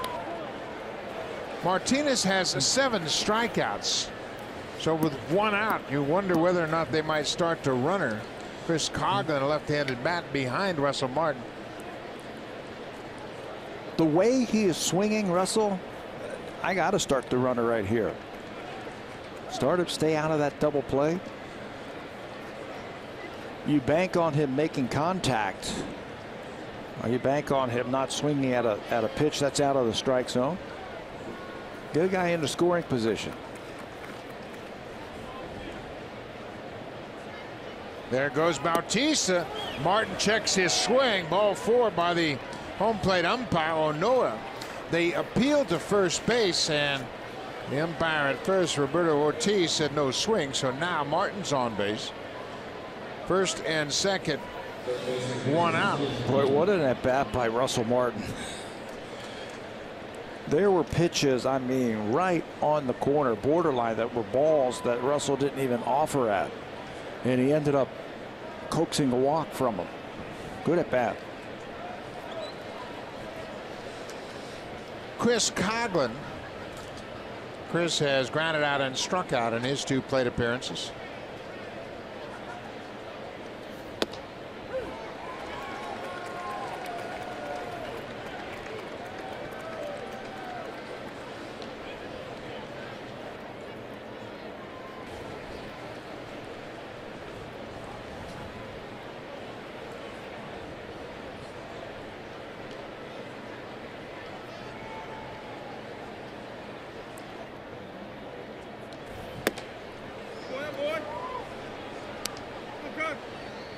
Martinez, one of the hardest throwers in the majors, and we have seen him up to 98. But Mike Matheny, a former catcher in his playing days, understands the value of command and control. They have rushed that pitch count up this inning. Very patient with them. Bautista walked. Martin had a long at bat. He ended up walking. Get that pitch count out up there, get him out of the ball game, get into that bullpen. That's where the Blue Jays did some damage the other night. Coghlan has spent 8 seasons in the National League, split his time between the Miami Marlins and the Cubs, so he's familiar with Martinez, and he strikes out. That breaking ball gets him. 2 away, 2 aboard. Let's check in with Jamie Campbell.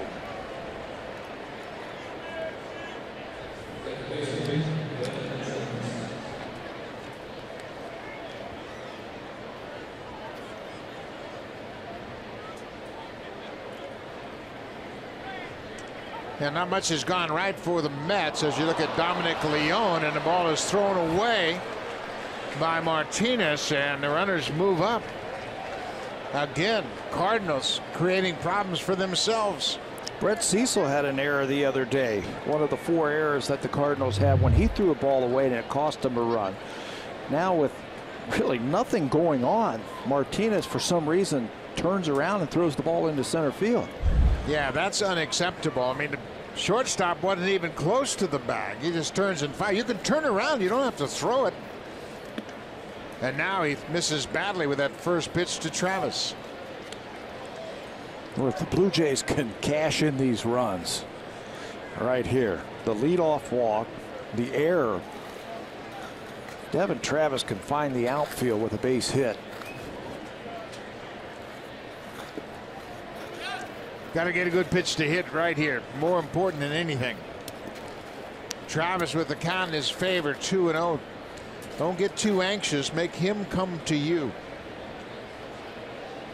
8 strikeouts for Martinez, but 2 walks in this inning. Bautista's at third, Martin's at second.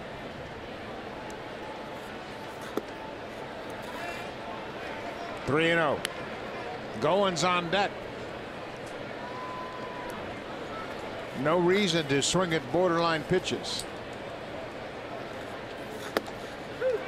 Martinez's throwing error, the 21st error for the Cardinals. That's the most in Major League Baseball. Hidden extra bases. They just come back to get you, don't they?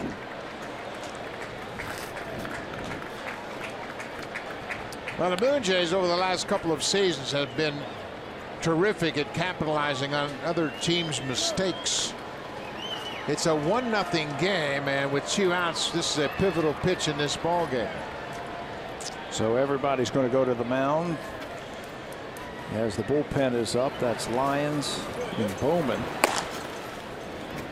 Cardinals have 3 lefties in their bullpen, including the former Blue Jay, Brett Cecil.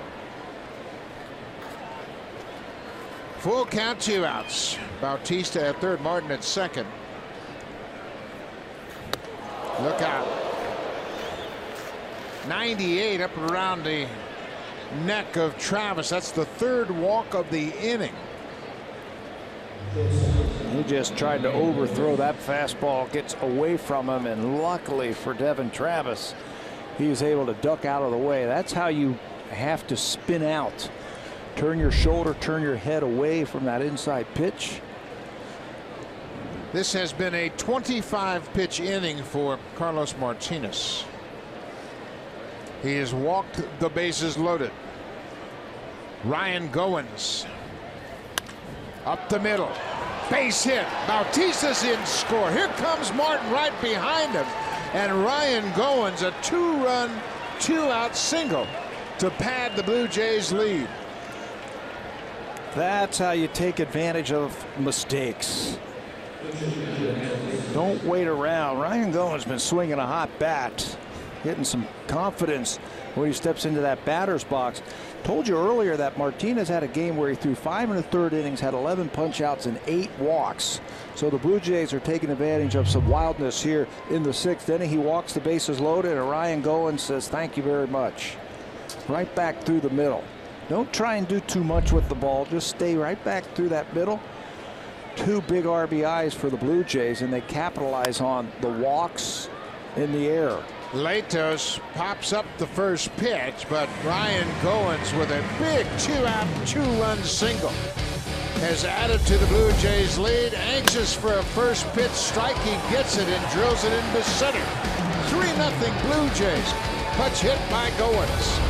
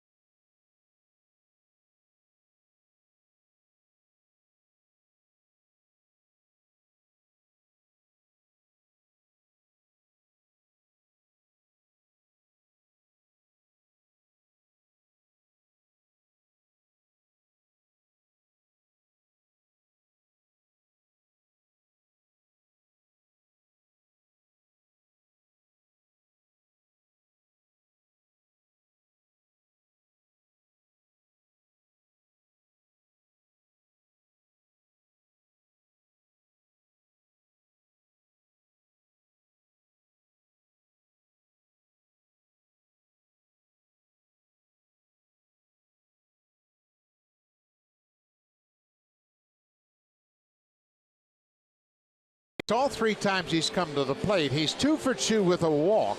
He was at second base in the top half of the inning when, for some reason, Carlos Martinez turns and fires toward second. It hits Bautista on his right hand, goes into center field for an error. The shortstop, Diaz, wasn't even close to the bag. Bautista advances over to third, and fortunately it looks like he's okay, but you can see he's still feeling the effects of being hit by that throw from Carlos Martinez. That looks like it might affect him more on his throwing than it would on his hitting. Never want to see that. Well, you know, that's the strangest feeling for a ball player when something happens to you and you're not sure what it is. Like you didn't expect the throw, and all of a sudden there comes the throw and it hits him on the hand. But he was able to advance, and he eventually comes around to score the second run of the ball game as Bowens had a 2-run single top half of this inning. Well, Matt Latos has done a terrific job this afternoon. He's allowed no runs on 3 hits through 5 innings.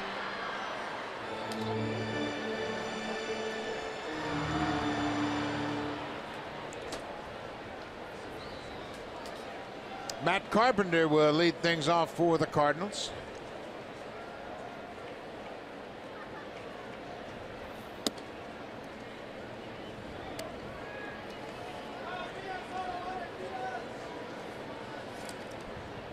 This is the 3rd trip through the batting order for Matt Latos in his last start in Anaheim. They were 3 for 7 facing him for a 3rd time, including a home run. So the Blue Jays bullpen starting to heat up. That's Big Joe Biagini loosening up. Remember, the Blue Jays had yesterday off with the rain out, so everybody is relatively fresh.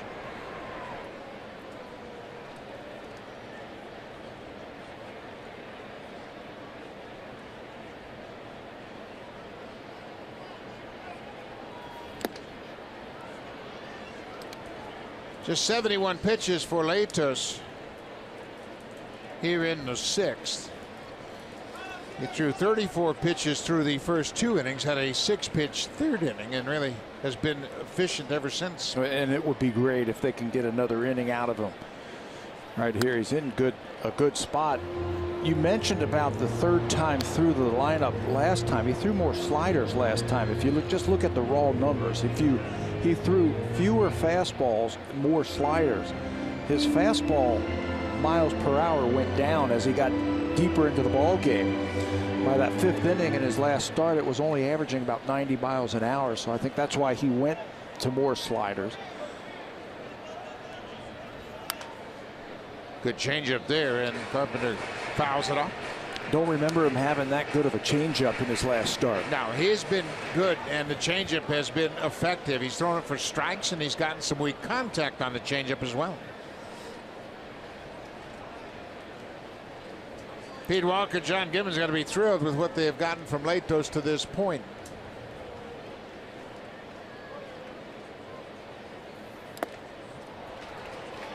Foul tip caught by Martin for the strikeout. 4 strikeouts now for Latos. That was another beautiful changeup.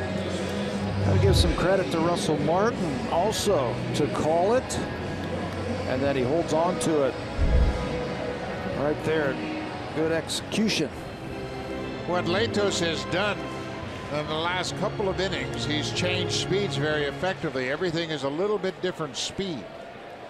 And the Cardinals haven't been able to really figure things out.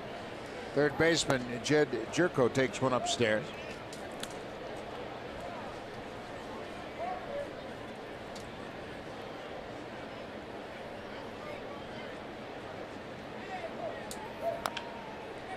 Boy, that's a good slider, late breaking slider down in the zone.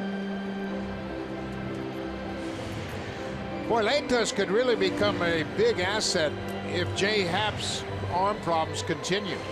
Happ has not really had all that inflammation quiet down in his elbow. And if Latos can throw like this, they certainly can be a little more patient with Jay Happ and allow him to get 100% healthy. How was it described to us that he's in a holding pattern right now? Let's watch this last pitch from Latos. Right there. Everything all right? Russell Martin out there, he seems to have picked up on something. Yeah, that was an odd reaction after throwing that pitch. Came right back with the same pitch, threw it in the same spot. But to finish up that thought, it was described to us today that Jay's on a holding pattern right now, that they're not really sure what's going to happen, how long it's going to be. They're not sure if he's going to be able to throw right now. Just going to sit back and get that information out of there. So whenever you hear that, you need people like Matt Latos to come up here and give you some innings. Casey Lawrence will start game 2 this evening. He'll be matched up against Adam Wainwright, the veteran.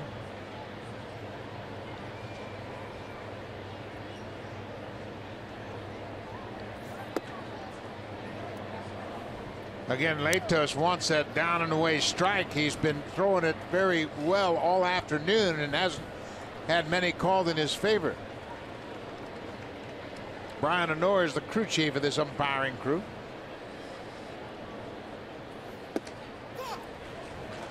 Latos loses Jerko. That's the 4th walk, 1 intentional walk issued by Latos.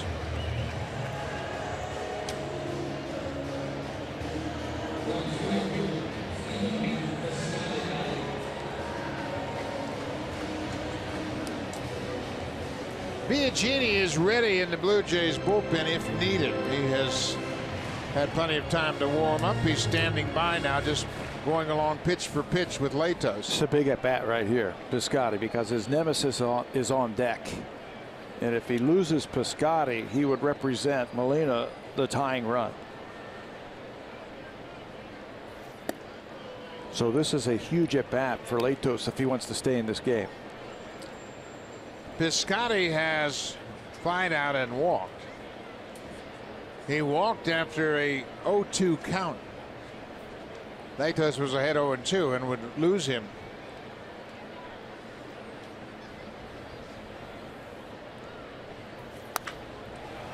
Cargo with a nice grab on the backhand, second for 1. What a double play. Just what the doctor ordered. Chris Cogden made a good stab on the backhand to take that one hopper off the bat of Stephen Piscotty to get Latos out of the 6th. Cogden making his 6th start at third to Tevin Travis. Another double play turned by the Blue Jays.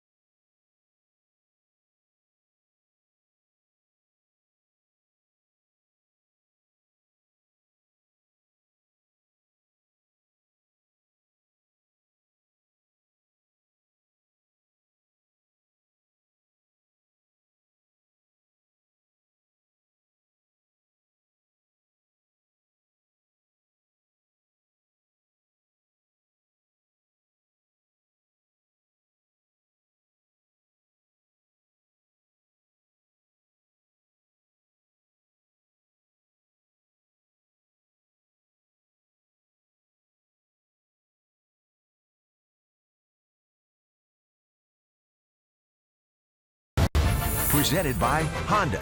You can count on us to get home safe. Honda, official vehicle of the Toronto Blue Jays and proud fan since 1977.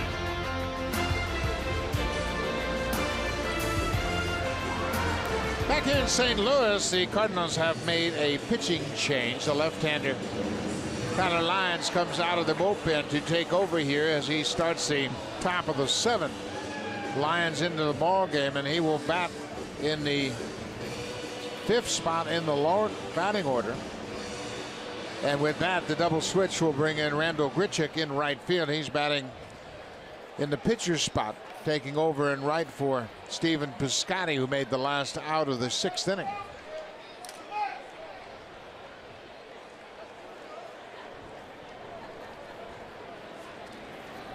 Kevin Pillar 0 for 3 with a strikeout.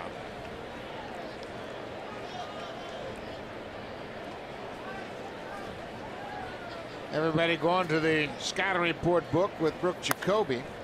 Pillar hooks this one into the seats. He's got a good breaking ball. That's the first thing they're going to find in that book. That Lions, Blue Jays taking a look at him for the first time. He's got a good breaking ball. Doesn't throw real hard. Not like some of the relievers that we have seen come out of the bullpens nowadays, but he's very calm, throws a lot of strikes, got a good breaking ball, use a changeup. It's his first appearance against the Jays. That's why everybody's going to the scouting report. What a job by Matt Latos, boy. He got the big double play to get out of the jam, and more than that, he left Yadi Molina standing on deck. And that will probably earn him another inning, don't you think? I would think so. With the doubleheader, they want to save as many arms down in that bullpen as possible. And then Latos has been terrific. 82 pitches through 6 innings. He certainly has enough left in the tank. And they haven't figured him out yet either. Pillar hits it into center field. That's going to get down for a base hit. His first hit of the afternoon. A leadoff single.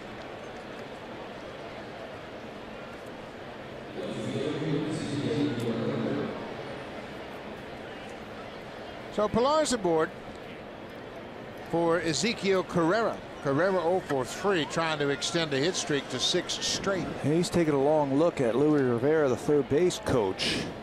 The Cardinals anticipating a bunt here. If they give him the bunt, why not try and drag a bunt here? Bunt for a base hit. You got a left-handed pitcher who falls off hard towards third base, opening up that right side of the infield for him.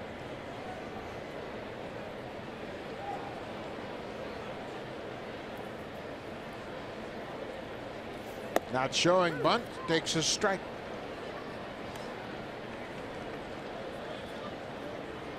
Carpenter, the first baseman. This is just his 83rd start of his career. He played the majority of his career third base. He's also played second base, but now they want him to play first base every day.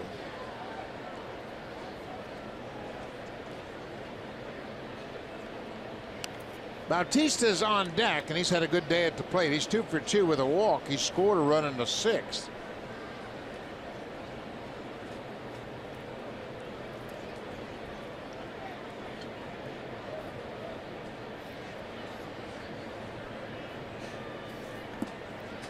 Carrera shows bunt, pulls the bat back, gets a ball and a strike. Now the Blue Jays have all kinds of options.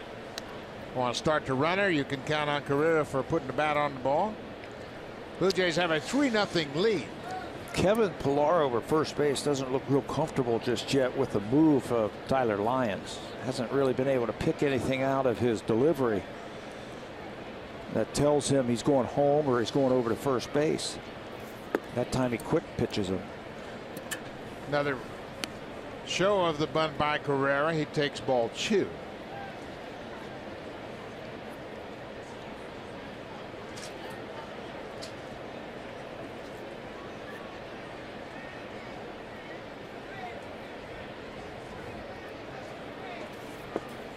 Ball 3. Carrera's trying to bunt. Lyon won't throw a strike. 3-1. That's the first thing you're taught, isn't it? When you're trying to bunt a strike. Now Gibby can put a play on if he wants to.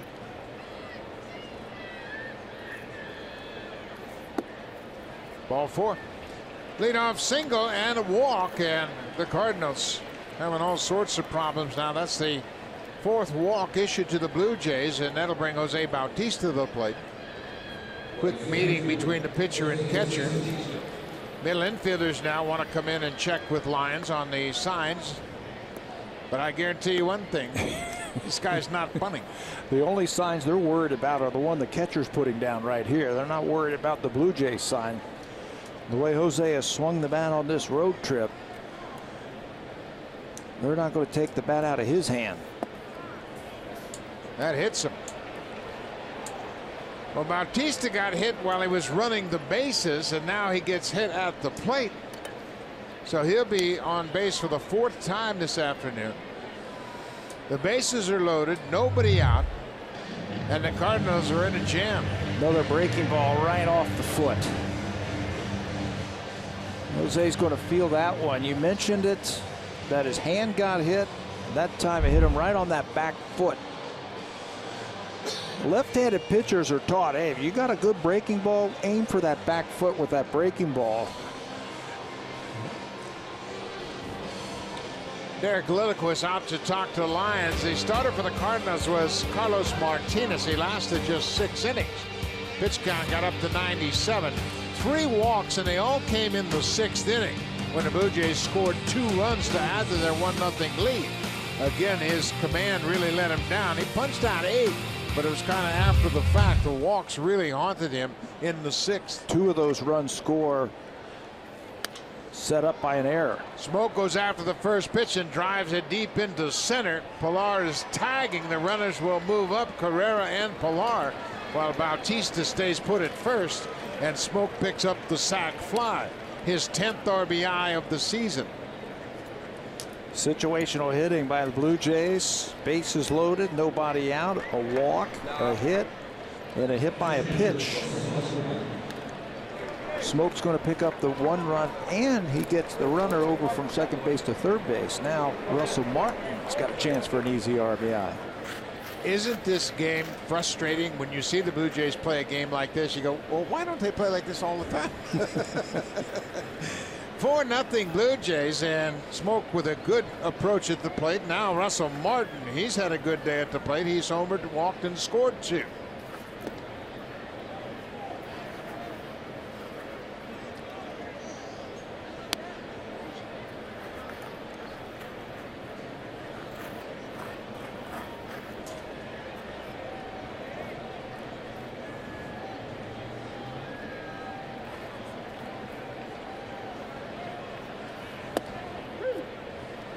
Ball on a strike to the Blue Jays catcher.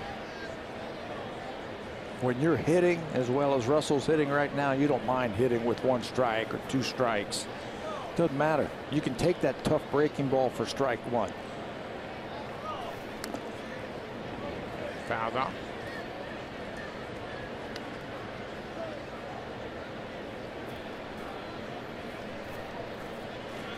Nothing Blue Jays. They have 6 hits. They've doubled up the Cardinals on hits.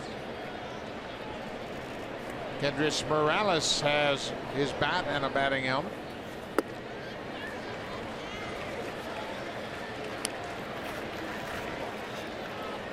So Martin strikes out. Coughlin's being called back to the dugout. Darwin Barney has grabbed a bat, putting on his batting gloves. He's going to come up and hit for Coughlin.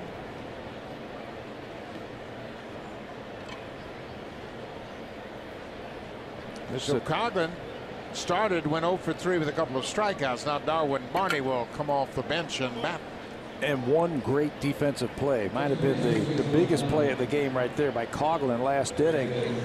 Turning that double play, getting Matt Latos out of the inning. That may be the play of the game. I'm voting for it right now. So here is Barney. Darwin coming off the bench, batting .294. As a pinch hitter, 1 for 3. Takes a first pitch ball. 2 outs, runners at the corners. Blue Jays have added a run here in the 7th.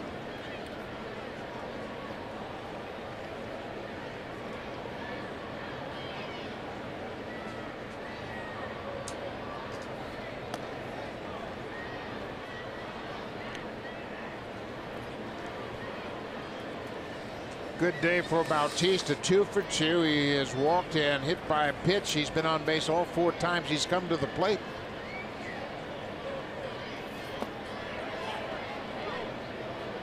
Barney called for the swing. Changeup. He was looking for a fastball and he got a changeup. A little bit too anxious there. He has come up with some big hits for the Blue Jays, and he's at his finest when he's going up the middle or the other way.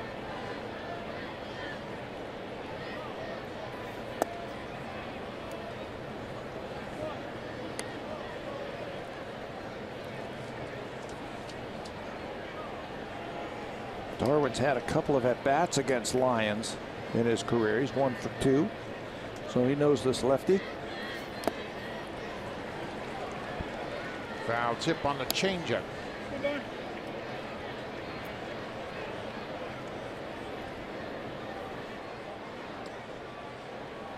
Blue Jays are looking for back-to-back wins for the first time this season.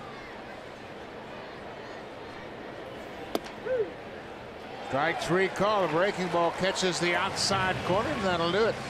Blue Jays leave runners at the corners. They score another run. They have taken a 4-0 lead here in St. Louis.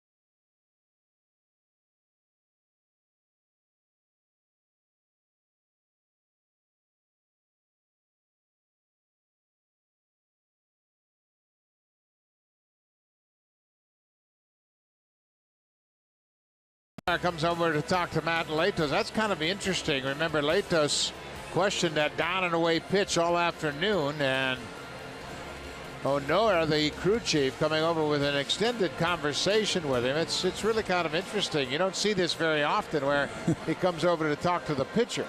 Well, you don't have to worry about it anymore because he's out of the ball game. Brian O'Nora had something to say to him, and Matt Latos had something to say to him. 83 pitches. As both starters this afternoon go 6 innings. The difference, Matt Latos did not give up a run, just 3 hits, 4 walks and 4 strikeouts. He is in line for his first win as a Blue Jay. It would be his first win as a starter since last May 6th while pitching for the White Sox. Joe Biagini makes his 12th appearance of the season. And it's up to the bullpen to hold it for him right there. Joe Biagini has pitched great in his 11 ball games. Doesn't have a record but an ERA under 2. He's thrown 14 innings. Darwin Barney will stay in the game and play third base.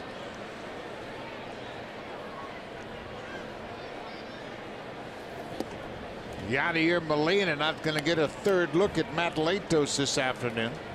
Molina 1 for 2 against Latos. 13 career hits against the Blue Jays starters, so that was a huge double play started by Chris Coughlin to end the 6th. Ground ball. Goins with a nice hop, takes his time. 1 out. Let's check in with Jamie Campbell.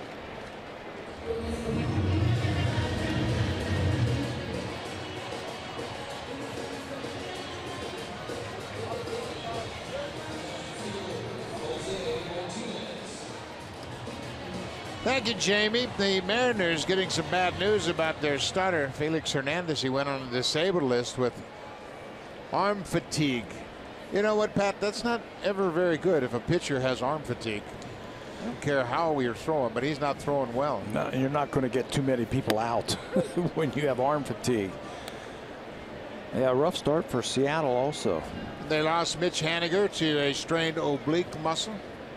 Nelson Cruz is hitting .321. Robinson Cano hasn't gotten on track yet. He's batting .256. Jose Martinez. He hit the home run off of Biagini Tuesday night. 2-run home run into the bullpen in right center. That was on a slider that was down and away. So if he's going to stay away, maybe he's going to be a little bit firm. Use his fastball this afternoon. Curveball. And a good one down and away.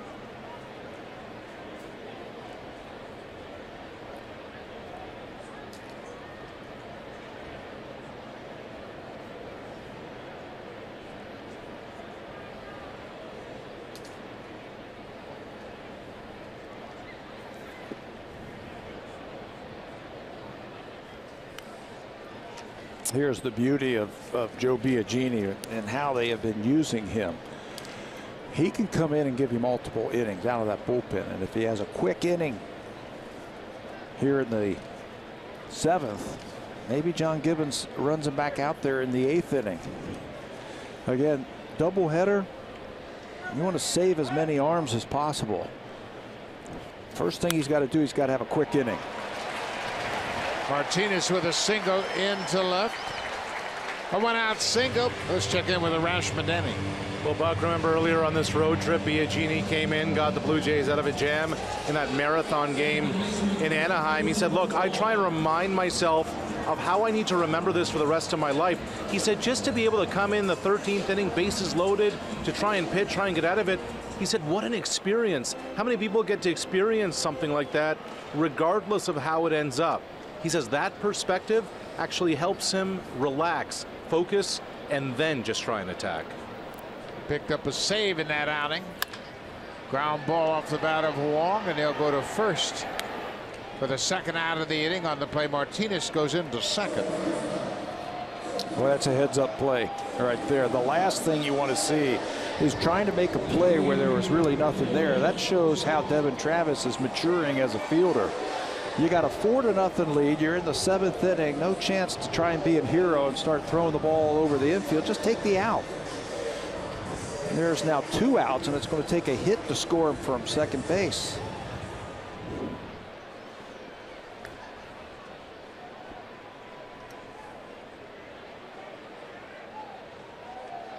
Randall Grichuk came into the game part of a double switch. He took over in right field when they made a pitching change. So he's in the 9th spot. He goes after the first pitch. This is going to drop in center field. Pilar comes up throwing and throws it to the cutoff man, and they've got Grichuk. Again, no reason in the world for Grichuk to run into an out there.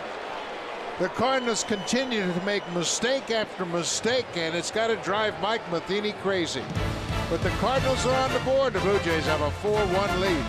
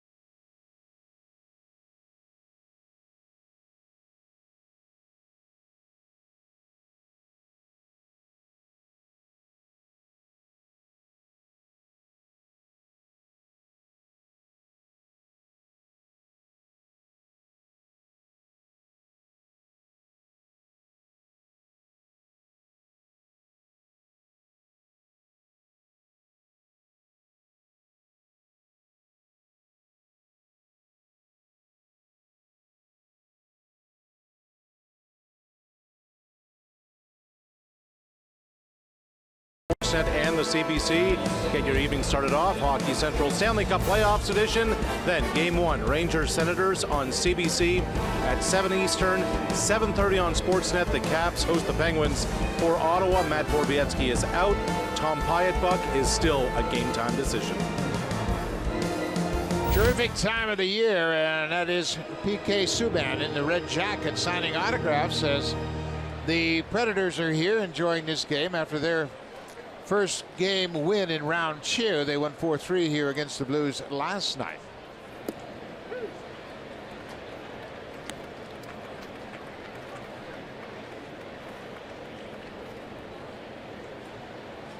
Devin Travis waves at that changeup. Devin has gone 0 for 2, couple of strikeouts and a walk. He drew a big walk in the 6th inning. It was the 3rd walk of the inning. That loaded the bases for Ryan Goins. Goins would get a first pitch RBI single to center to give the Blue Jays a 3-0 lead at the time. Not taking anything away from Matt Latos or anything else, but I think there's been 3 big plays in this game so far. The walk that you just talked about against a tough Carlos Martinez. Travis had struck out the 2 previous times up. This ball is hit a ton to center. Fowler gets back. Oh, what a play. He turned his back on the infield, took his eye off the ball, and when he looked up, he picked up the baseball, made a running catch, and he's got to deal with the bright sunshine. He's got the glasses on. This is a terrific play. Anytime you 360 like that, it's tough to pick the ball back up, and you're right, looking right back into the sun. Look at the sun shining off of his glasses, but he picks it up. That's what he's dealing with right there. When he turns around, takes his eye off the ball, and he's got to find it again. But to finish up my thought, the walk, the base hit by Goins, and the great play by Coughlin at third base really have been the staple plays so far this afternoon. Matt Latos was terrific in his start. Just 3 hits.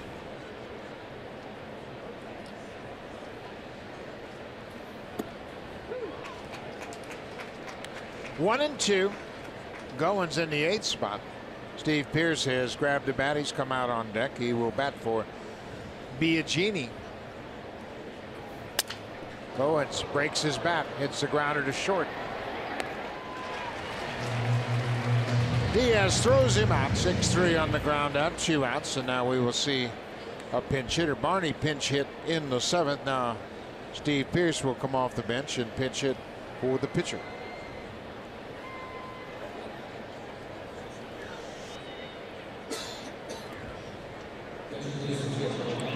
Pearce has a pinch hitter 0 for 2. He's gotten off to a rough start to his season. Pearce just 7 hits in 44 official at bats. He was the batter in the 11th inning that hit the sharp ground ball to the shortstop with Marcus Stroman at second base. And then the subsequent error by the shortstop led to the game-winning run. But he had a good at-bat and hit the ball hard right on the nose to the shortstop. So maybe things are starting to turn for him. He's changed his batting stance a little bit. His hands are a little bit higher. His bat is a little bit flatter.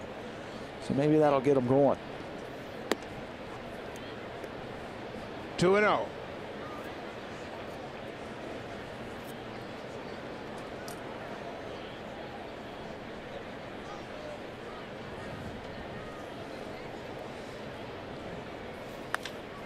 Hot shot, gloved by Jerko. Steve Pearce is not having any luck. Gets robbed of a base hit by the 3rd baseman, Jerko. We will go to the bottom of the 8th. The Blue Jays will call upon Joe Smith to come in and protect this lead. Now time for a Blue Jays Central update. Here's Jamie Campbell with Greg Zahn in the Sam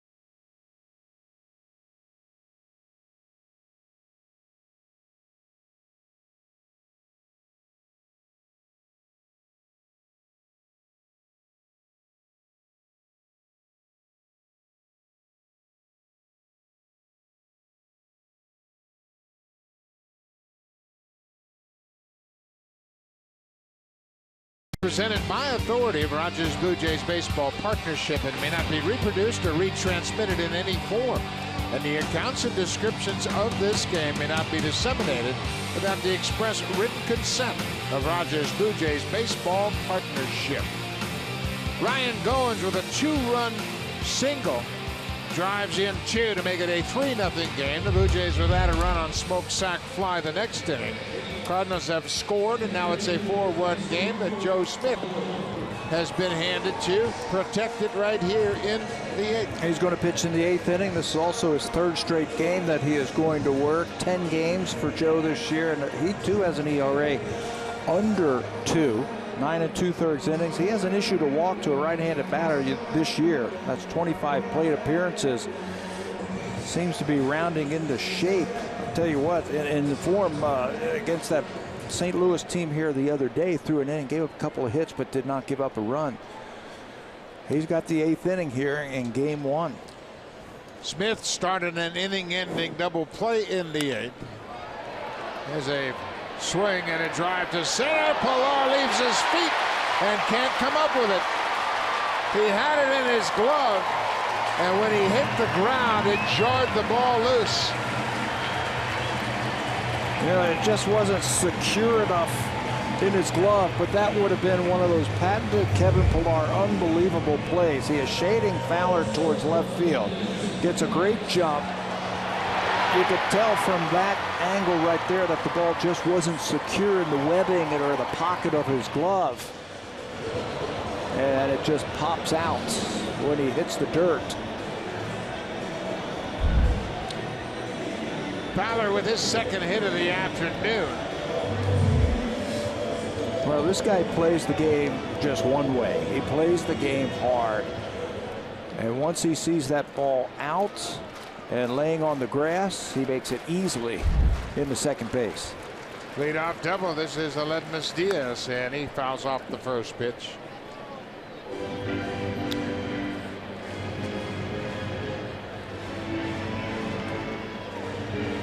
Mentioned Smith gave up a pair of hits on Tuesday in the 8th inning, an infield hit to Jerko and a single to Molina, but then he got Greg Garcia to hit into an inning-ending double play, a 1-6-3 double play. Ground ball. Barney at 3rd will have to hurry. He does make a nice play to throw out Diaz. Darwin Barney, his first chance since coming in as a pinch hitter, throws out Diaz. Fowler moves to 3rd on the play. Well, that pinch hit by Darwin Barney served 2 purposes. Try and get an extra run and put a better defender out there. You want to put your best defensive team on the field. If you got the lead in the last 3 innings, Darwin Barney comes up with an Andy right there to get a good runner in Diaz at first. I just got to go back to the bottom of the 7th inning after Grichuk had singled to center to drive in the first run. He drove in Martinez, but Grichuk kept running and just ran into an out to end the inning. That would have turned the lineup over. Fowler leads off with a double, and who knows where we are in this ball game. But another base running mistake by the Cardinals has hurt their chances in this game.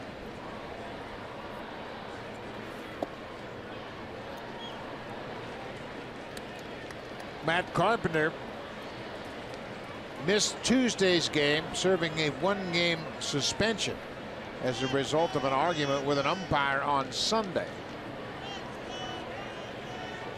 He's gone over 2. He walked in his first time up. Singles to right. Fowler's going to jog home. Matt Carpenter with an RBI single, his 6th RBI of the season. You know what? And you're right. Who knows what this game would be? It might be a 1-run game if not for the bad base running. Matt Carpenter has put together a couple of very good years for the Cardinals. He is a tough out. Drove in 68 runs last year, hit 28 home runs and had 84 RBIs in 2015, and comes up with a clutch hit there to score the 2nd run. Jed Jerko's got some pop. He has 3 home runs so far this season. Hit 30 home runs last year.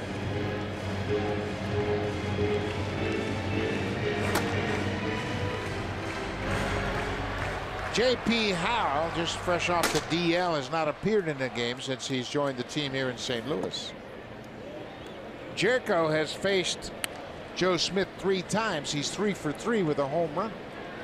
He's a low ball hitter. Yes, yes, he is. He is a fastball hitter too. You got to keep the ball away from him.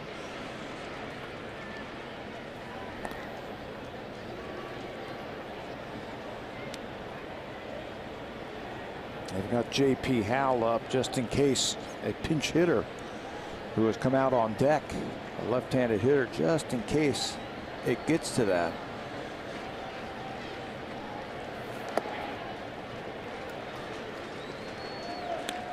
And there is the left-handed hitter. That's Matt Adams. Played first base in the opener, and J.P. Howell indeed is throwing. And looks like he is ready, just standing by now. 2 balls and a strike to the Cardinals' third baseman. Cued that one right off the end of the mat.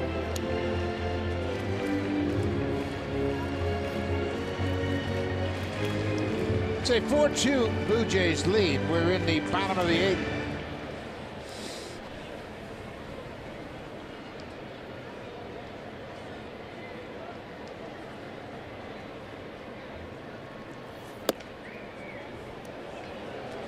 Matt Latos started and had an impressive outing. No runs on 3 hits over 6 innings. He walked 4, struck out 4.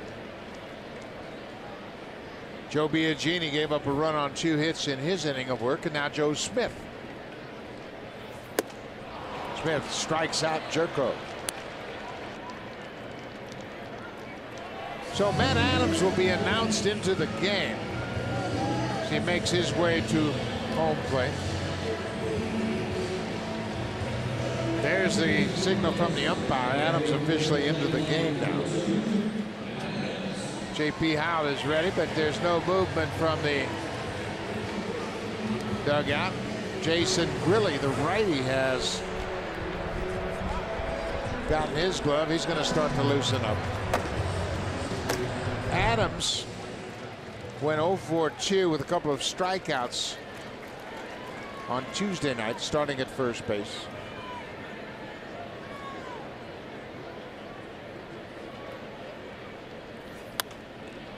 Goes after the first pitch.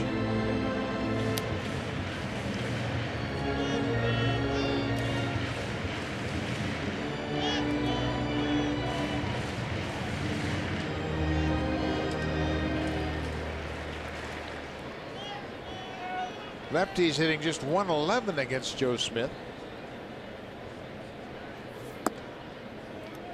Adams has faced him 1 time, and he's 0 for 1. Both base hits this inning have been by left-handed batters.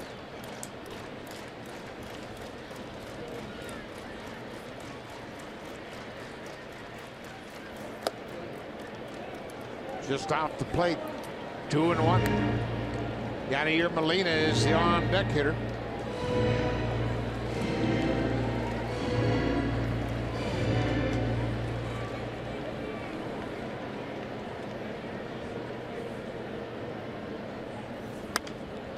Little flare behind third. Barney is back. He makes the catch, and that'll end the inning.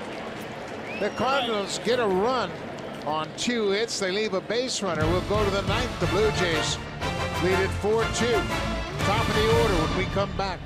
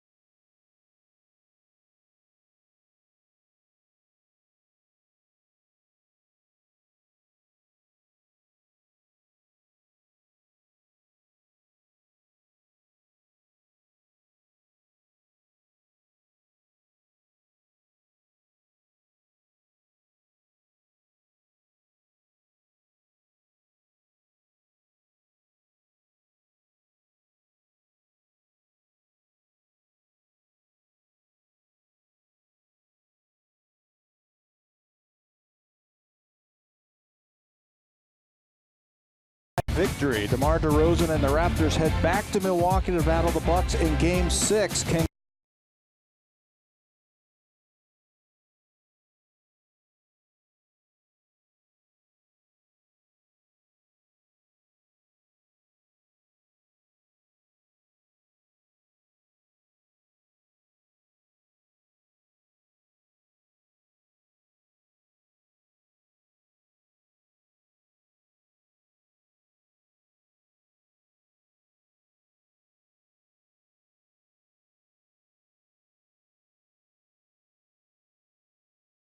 So Broxton to face the top of the order, Pilar, Carrera, and Bautista. And back then, when he was with his first team, the Dodgers, he could really blow it, bring some gas. Fastball slider combination for Broxton. Right-handers haven't had a lot of luck against him this year, hitting just 100 against him. Broxton had a career-high 36 saves for the Dodgers in 2009. He was an all-star in 9 and 10. For his career, he has 118 saves, but obviously just trying to hold it here where we are in the 9th at 4-2. Kevin Pilar singled to center his last time up. He's 1 for 4 on the afternoon.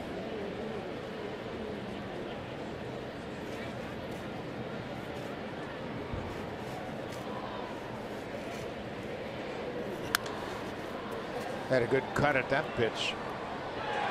Broxton has bounced around since his Dodger days. He spent 7 years with the Dodgers and then started to move around. He went to Kansas City, Cincinnati, Milwaukee. He's been here in St. Louis. This is his 3rd season. Threw 60 2/3 innings last year working out of the pen. 0-2 to Pilar.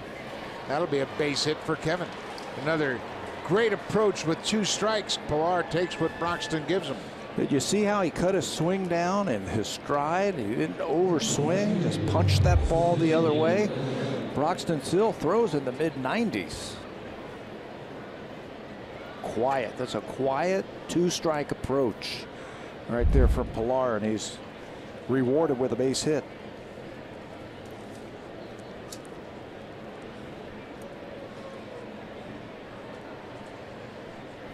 Ezequiel Carrera, number 2 hitter. Pilar looks like he wants to run. And the Cardinals have picked up on that. That little throw over to first base does a couple of things. It's give you a chance to see if Pilar was going to try and steal maybe a flinch. Also gives Mike Matheny a chance to take a look at Ezequiel Carrera to see if Carrera is going to square around to bunt.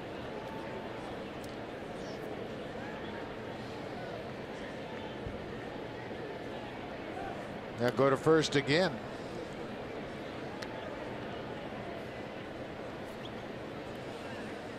Tim Leeper looking across at Luis Rivera, as is Carrera, getting the signs from the third base coach. He tried to bunt his last time up, but that was against the left-hander.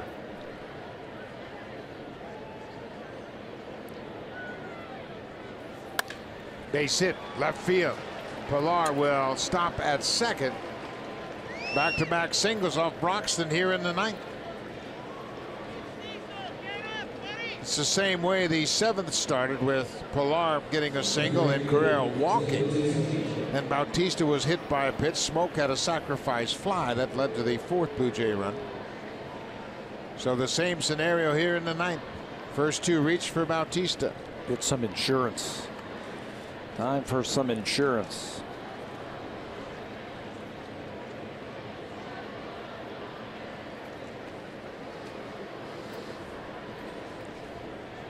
Jose is 2 for 2, singled to each of his first 2 times up.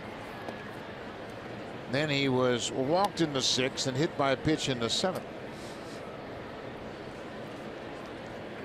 Boy, that'd be great news for the Blue Jays if he could get rolling a bit.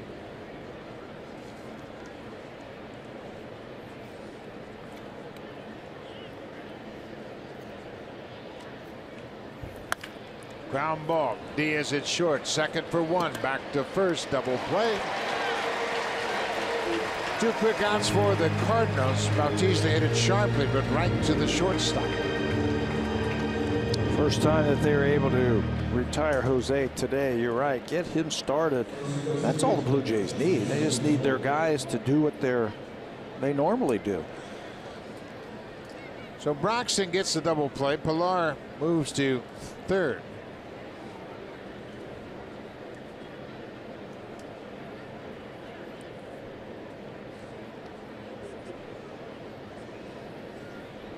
Justin Smoke, he's 1 for 3, had that sac fly in the 7th.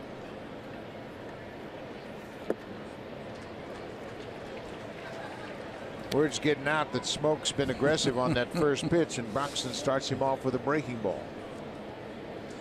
Roberto Osuna loosening up for the Blue Jays. Osuna gave up a run in the 9th, a blown save charged to Osuna. It was an infield single off the bat of Dexter Fowler that scored Randall Grichuk. It was a 5-5 game after that. They went to extras.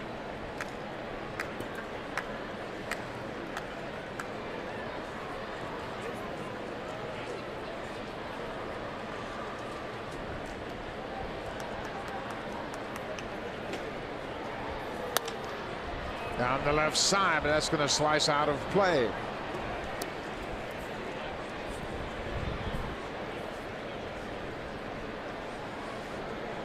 Big insurance run at third base. Love to have this extra run in. Cash in Pilar from third. Still a safe situation if they get him in. You're right. Get that run in. Smoke's already driven in a run today with a sacrifice fly. Smokey's also had a base hit. That was back in the 3rd inning.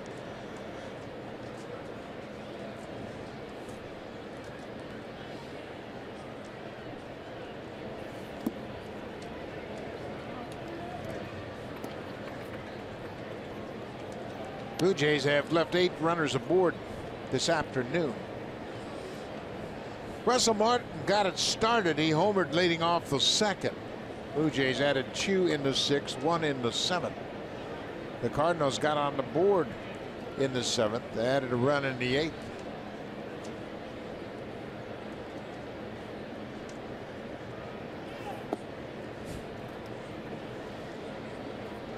Two and 2 now.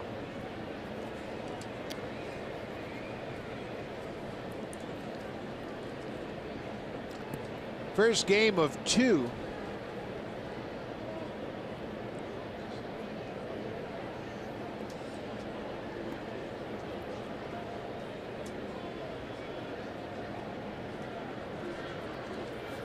Smoke drives it to right.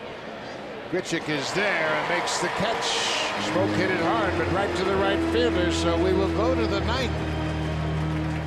4-2 Blue Jays lead. Roberto Osuna will come in to face Molina, Martinez, and Wong.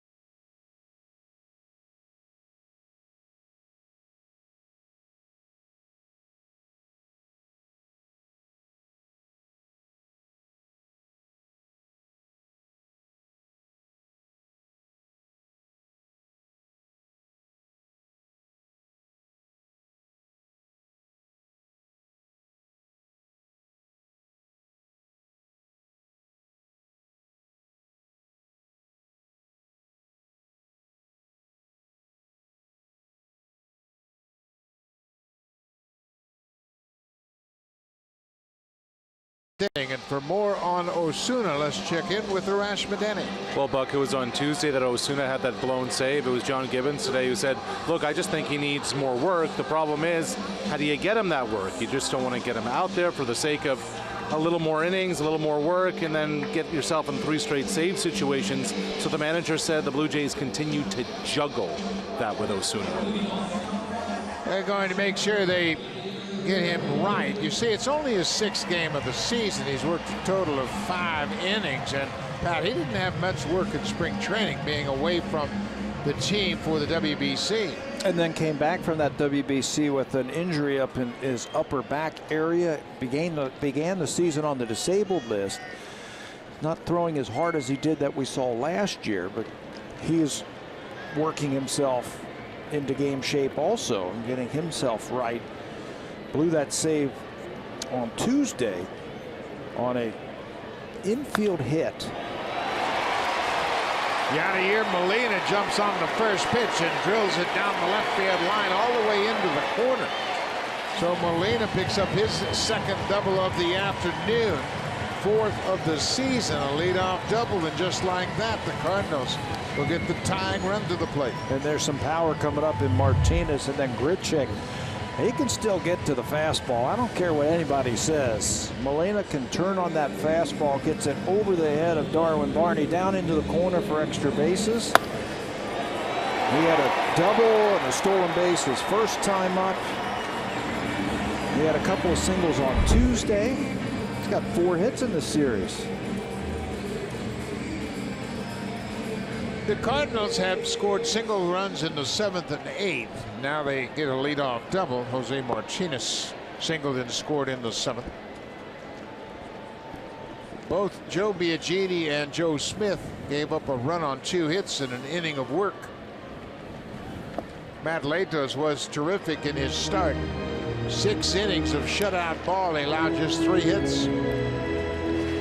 Latos only threw 82 pitches.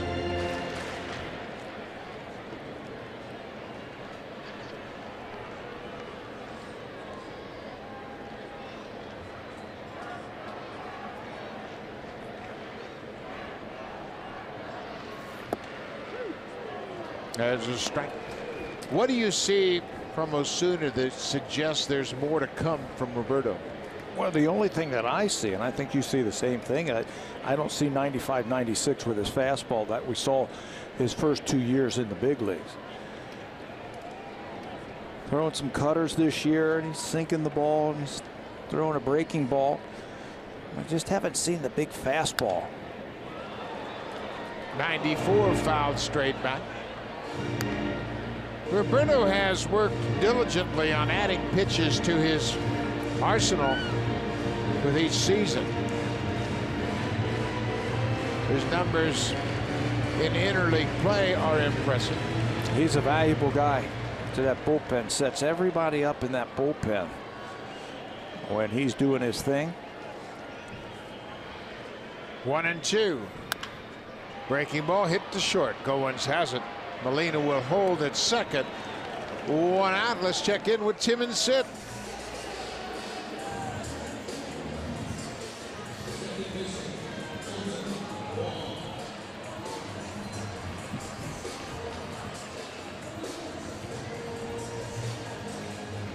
Thanks, fellas. It's a lot coming up after this ball game, so make sure you stay tuned. And of course, we'll be back with you 7:15 Eastern time, start of game 2, 6:15 local time here in St. Louis.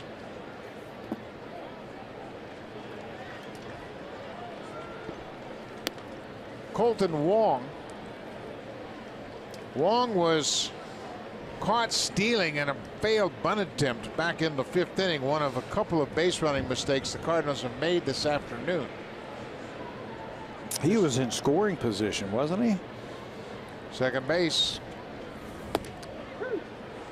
Carlos Martinez, the pitcher, bunting at the time, bunted through a strike. Russell Martin threw to second and threw behind Wong, who was caught in a rundown.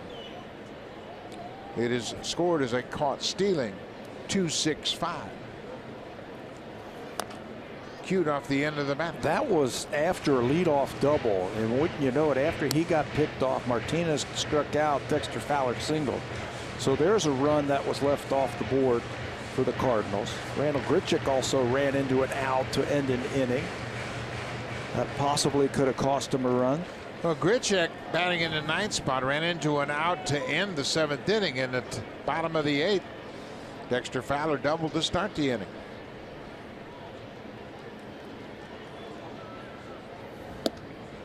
Off-speed pitch, and Wong strikes out. Well, this is a beautiful setting to watch a baseball game. Busch 3, if you will, but there's an unusual setting for some fans way atop that building a few blocks from this ballpark, and they still have the chance to look inside the ballpark and watch from a distance. Looks like they're having a party up there. Maybe an office party up there, and watch an afternoon ball game.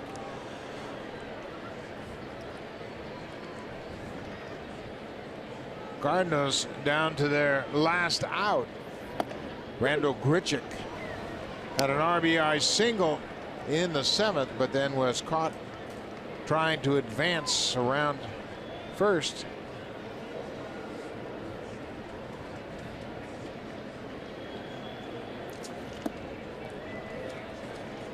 Ball on a strike. Grichuk batting in the 9th spot, top of the order. Dexter Fowler's on deck. He's 2 for 4 this afternoon. Don't want to see like him. to end it right here. I don't want to see him. This is the guy they want right here. The 27th out. High and deep to center. Pilar at the wall. This ball is gone. Randall Grichuk has tied it up. A 2-run home run to dead center. He's driven in 3, and he didn't come into the game until the 7th. He's only had a couple of at-bats. We mentioned him running into an out. Well, he's going to make sure he doesn't have to do anything on the bases, and he's going to get the favor of his manager by hitting a 2-out home run in the 9th inning to tie this baby up. Pilar thinks he has a beat on it. He leaps, and it is just out of his reach, right in the first row. And the Blue Jays got to come back now. That is a tough pill to swallow. Grichuk's 3rd home run of the season. 3 RBIs on the afternoon. Dexter Fowler swings and misses. Grichuk comes out to respond to the crowd, takes a curtain call. 2 for 2 with 3 ribbies and a game-tying home run. Swinging a drive deep to right, but that's going to be foul.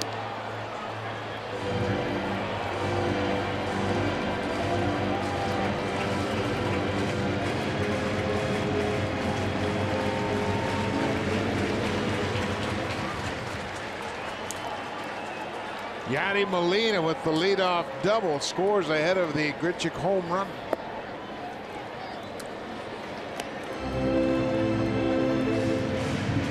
The Blue Jays bullpen giving up all 4 runs today. Matt Latos pitching strong 6 innings. Late. All 4 of those runs late. Well, that's why you really needed that extra run in the 9th inning. That add-on run, little insurance. Randall Grichuk saw to it, first of all, with a play to end the inning in right field, and then in the bottom of the inning ties it with a long home run. The Blue Jays had back-to-back singles to start the 9th inning off Jonathan Broxton. Bautista hit into a double play, and then Smoke lined out to right. 2 balls and 2 strikes on Dexter Fowler. And he strikes out, but the damage is done. Roberto Osuna, another blown save here in St. Louis. This time it's Randall Grichuk who goes deep to center field. His 3rd home run of the season, and the Cardinals tie it up in the bottom of the 9th.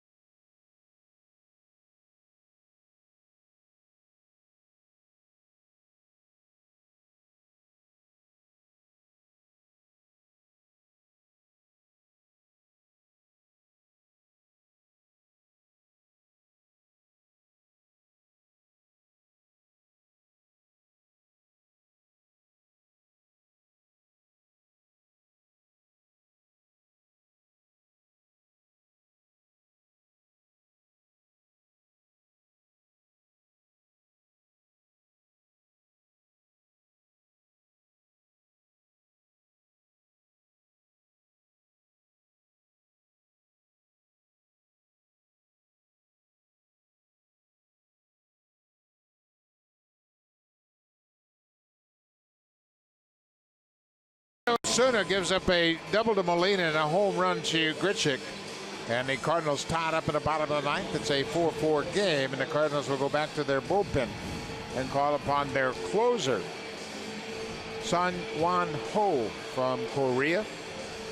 He is from South Korea, and he has been terrific for the Cardinals. Last season, he took over as the closer mid-season and ended up with 23 saves. How about that? Off to a pretty good start this year. His ERA is a little high, but 5 for 6 in save opportunities. Picked up 3 of them on that road trip. Lefties has had their way against O. They are hitting .381, so a little bonus baseball here in game 1. We're pretty good at bonus baseball on this road trip. We played 13 innings in Anaheim. Tuesday was an 11-inning game, and Russell Martin will lead things off here in the 10th.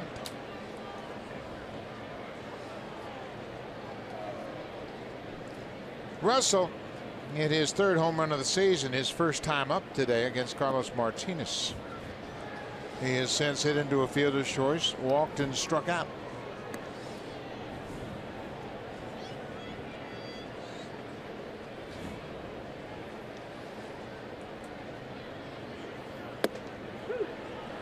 That's what you're going to get from him. Lots of sliders, and he's got good command with that slider. Fastball slider combination from O. He can throw it at any time.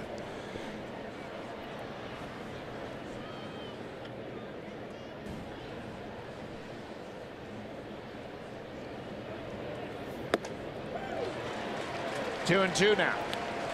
O pitched 11th season in the Korean Baseball Organization, the equivalent of Major League Baseball in South Korea. Pitched actually 9 seasons in Korea and the last 2 in Japan. Pitched for the Hanshin Tigers in the Japanese league. Had 80 saves in those 2 seasons that he pitched in Japan. 80. He has 381 career saves.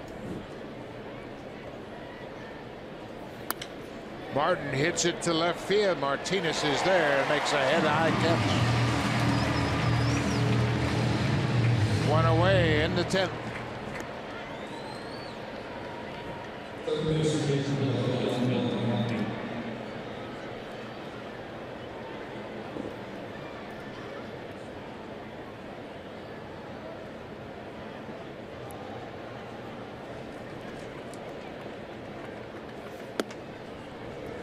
Now, when Barney entered the game as a pinch hitter in the 7th and struck out to end the inning, that came against Tyler Lyons, the lefty.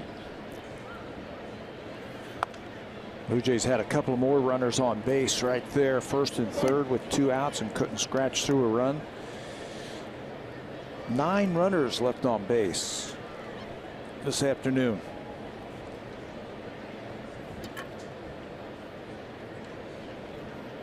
Oh, 2 pitch. Foul back. Turned out to be a beautiful day here in St. Louis. It started out kind of threatening weather, cloudy. It rained all day and into the night last night. But it's cleared up, and it's a beautiful day and a nice crowd on hand for this day game. Way outside. Blue Jays will play game 2 of this series later on tonight. Then they'll return home for a 3-game series against Tampa Bay, and then back out on the road, New York and Tampa Bay. Barney protects the outside corner. Fighting off that hard slide. He's going to throw a lot of them. Oh, was with the Cardinals last year. That was the first year with the Cardinals. He was among the top 5 National League relievers in ERA and strikeouts, innings, whip. Doesn't walk too many batters, so there's tons of strikes. So you got to be ready to swing.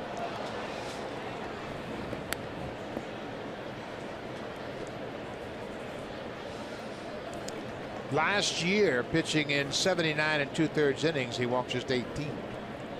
At 103 strikeouts. 103 strikeouts.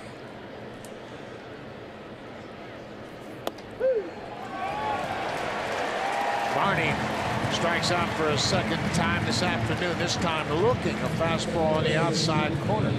Just when you think you're going to get that slider, he can throw that fastball and paint it on the outside corner. Boom, right there. Excuse me, Pat, go ahead. 34 years old, so he's been around. You mentioned all the great numbers that he had in Korea and in Japan, so he's very experienced. Devin Travis 0 for 3. Of course, with the success of so many of the players coming from Japan, and most recently with the success of Eric Thames coming back from Korea, ball clubs are going to take a little closer look at those two leagues.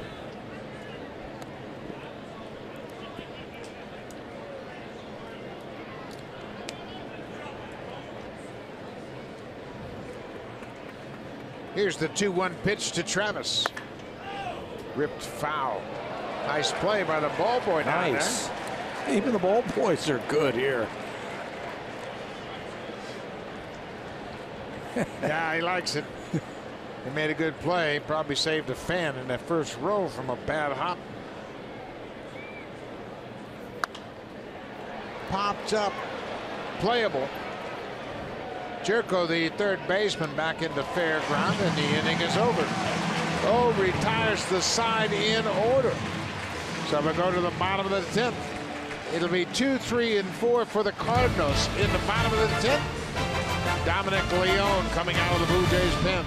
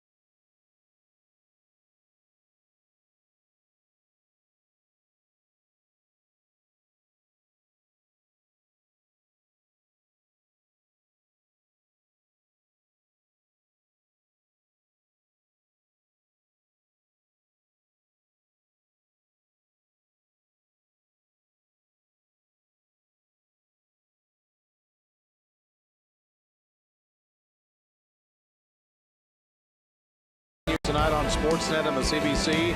First, Hockey Central Stanley Cup Playoffs edition. Then, Game 1, Rangers-Senators on CBC at 7 Eastern. Ovechkin, Crosby, yet again. That's at 7:30 Eastern on Sportsnet. It was Bobby Ryan of the Senators who said, quote, "I don't know if I've ever been on a team where everyone's pulling on the same thread the way we are." Buck, Ottawa's ready. Well, Arash, that goes a long way in any kind of playoff, but especially in the Stanley Cup playoffs when your team is all focused, playing as a team, and it doesn't really matter where you play at that point of the season. As long as everybody's on the same page, good things can happen. And you can't wait to get to the ballpark or the rink or anything like that because you know you're going to win. Blue Jays, if they're going to win, they're going to need a shutdown inning. They got to get it from Dominic Leone, who is now in his 8th game. He has come up here after a couple of injuries to the bullpen, and he has really given the Blue Jays some good numbers. Good fastball, good slider. Leone actually broke with the club opening day when they put Roberto Osuna on the disabled list, and Dominic has done a nice job. This is his 8th appearance. He's pitched a total of 9 in the 3rd innings, allowed just 4 hits. Not happy with the mound on that one. been picking up some strikeouts with his breaking ball. He's got a very hard breaking ball, and John Gibbons was saying the other day that they can see him pitching in some tighter situations and some bigger innings. They like what they see from him. Broken bat, little looper, and that's going to drop in center. A leadoff base hit for Ledmus Diaz, the shortstop.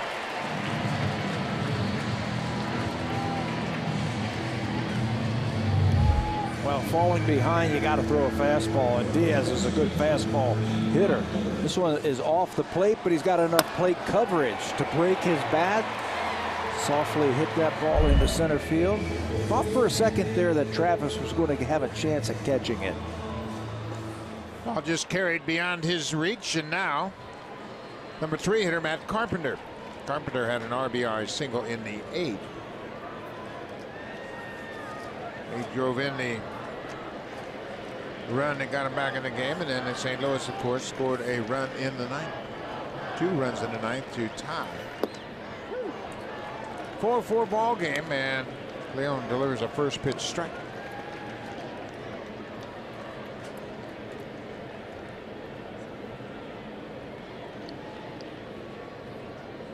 Bullpen couldn't hold the lead today. Matt Latos turned over a 4-0 lead.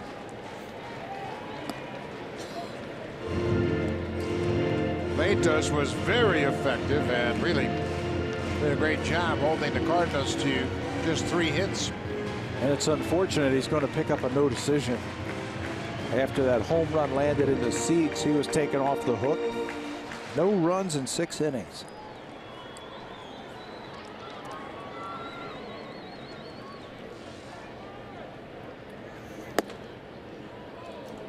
Ball on the strike.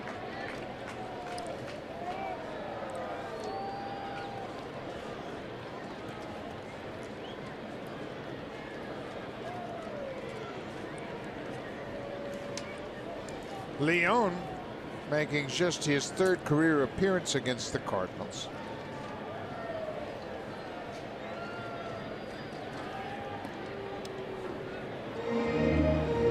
This is his first appearance in this series. Matt Bowman, who pitched Tuesday night and had his long scoreless inning streak snapped, standing by in the Cardinal pen. This is the first appearance for Dominic here in Busch Stadium, and Russell Martin come out and have a chat about all these throws to first. Possibly say, listen, they're probably not going to run here, but I don't mind you coming over there. Just vary up the times a little bit.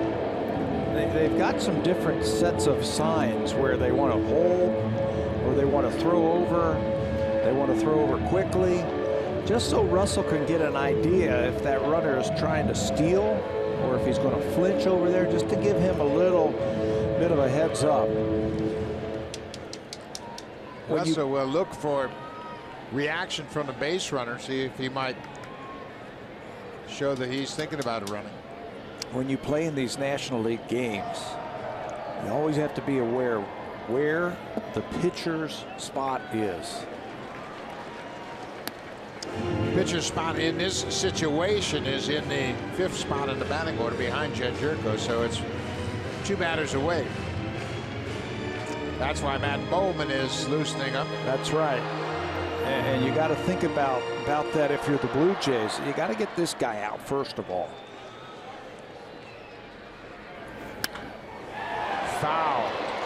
Well, Smoke made a grab for it, but it was ripped past him down the right side, but foul. He's going to be holding that runner on at first base, and then when he comes off, he's not going to go very far. Can't afford to have a double hit by him. Watch him comes off, and he's right on that line where it's clearly foul. Those types of hits, that's why you do that, why you stay right on the line.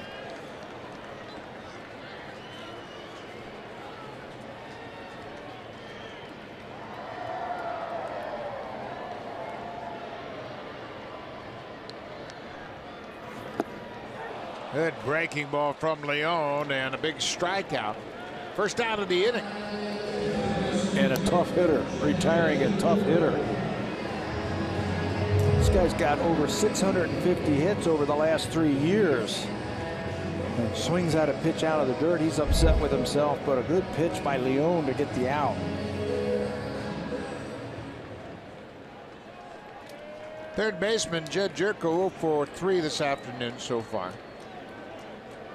Jerko walked in the 6th.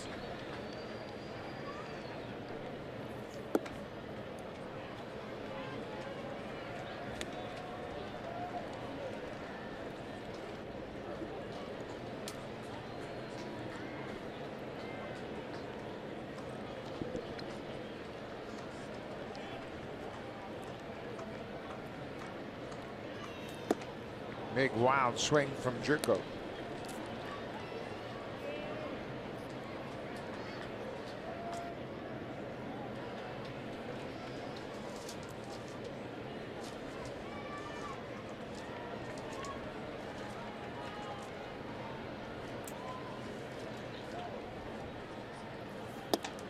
Good pitch.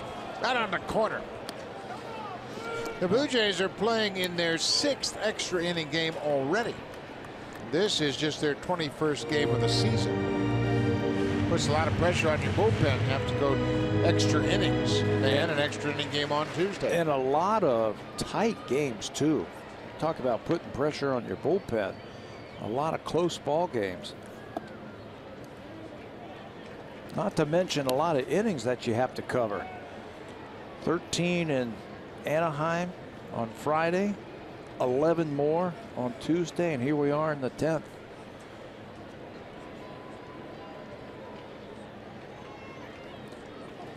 Two balls and 2 strikes on the Cardinal third baseman. Strike 3 call. Leone delivers that fastball right on the corner. Boy, did he ever pitch Jed Jerko, a home run hitter, tough. He came into this game hitting .340. He gave him nothing to hit. Sliders on the block and that fastball right on the corner. So the pitcher's spot is due up, and with that, the Cardinals will send their 3rd pinch hitter of the game to the plate. It'll be the left-handed hitting Greg Garcia. Garcia pinch hit in the 8th inning on Tuesday night and bounced into a 1-6-3 inning-ending double play.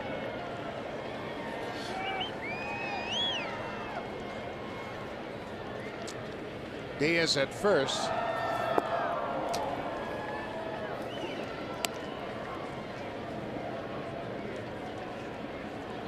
Garcia, we mentioned the pinch hit appearance Tuesday.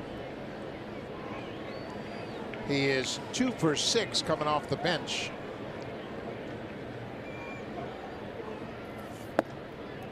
Not a lot of power. Still have to play deep because you can't have any ball get by you in the outfield or the game's going to be over. The outfielders are playing deep. He's the grandson of Dave Garcia, who was with Cleveland when I was there. Manager. Outstanding manager, coach, long history in baseball. There's a strike.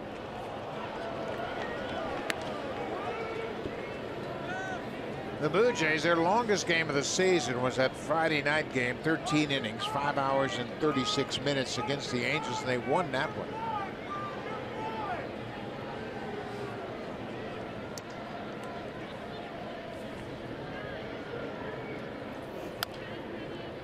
Strike 2. Blue Jays are 3-7 in 1-run games. They are 2-3 in the 5 previous extra inning games. Roberto Osuna charged with a blown save. He gave up a 2-run home run to Randall Grichuk.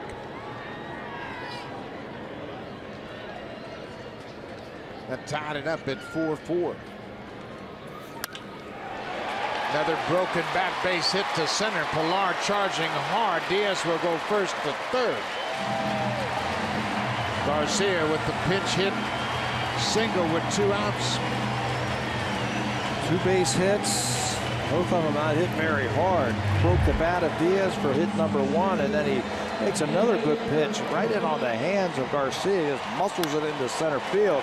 And because it was hit so softly, here comes Aledmus Diaz to third base.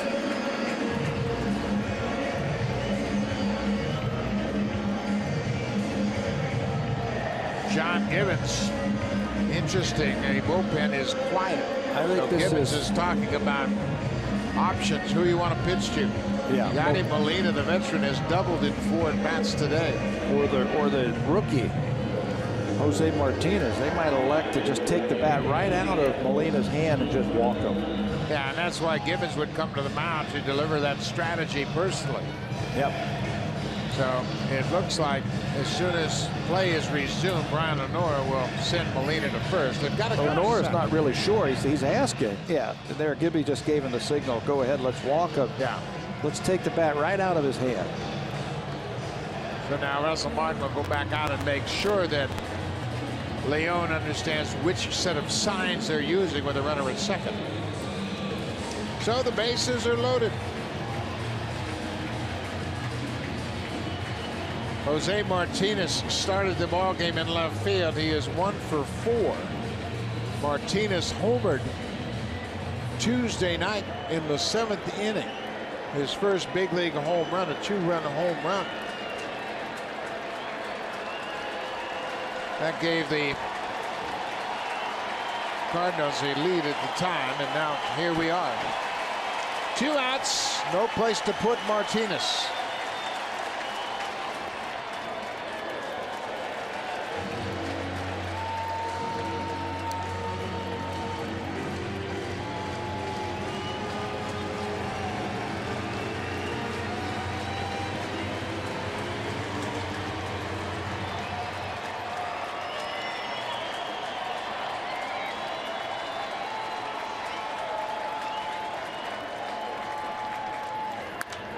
Fly ball deep to right. Bautista back. He's got room and makes the catch. Leon gets out of it. The Cardinals leave the bases loaded in the 10th. Dominic Leon gets Martinez to fly out to right.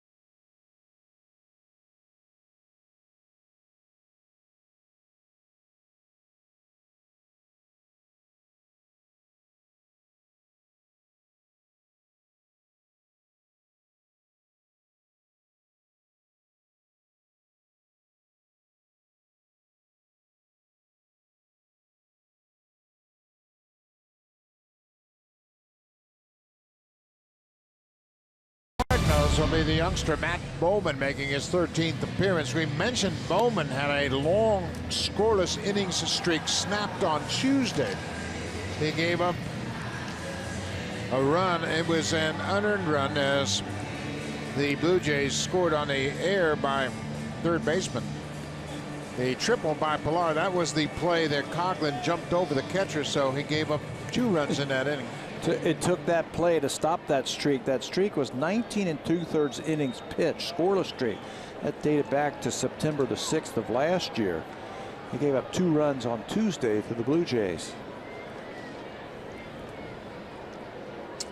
So it'll be number 8 in the Blue Jays order. Ryan Goins. Goins 1 for 4 this afternoon. RBI single in the 6th. Check that, a 2-run single in the 6th.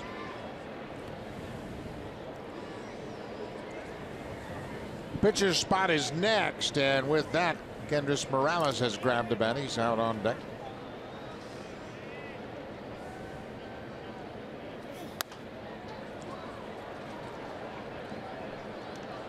Goins faced Bowman, the first batter Bowman faced in the 7th inning on Tuesday night, and Goins struck out. Then Coghlan walked as a pinch hitter. Pilar tripled. That's when Coghlan leaped over the catcher to score. Goins hits it in the air to center. Fowler backing up. He's there. 1 away.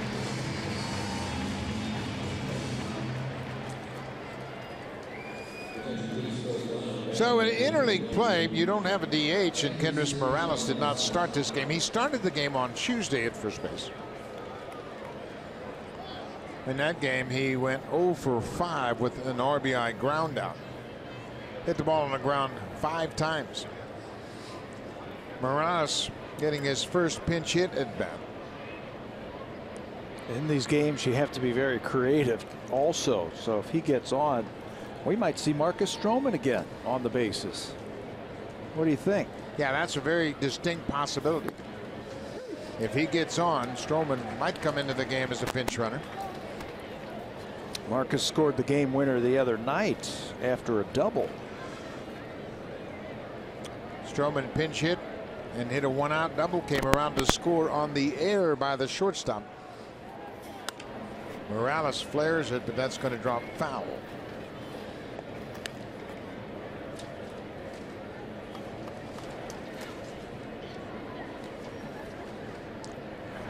Double barrel action. Grilly if the Blue Jays take the lead. Tepera if it stays tied.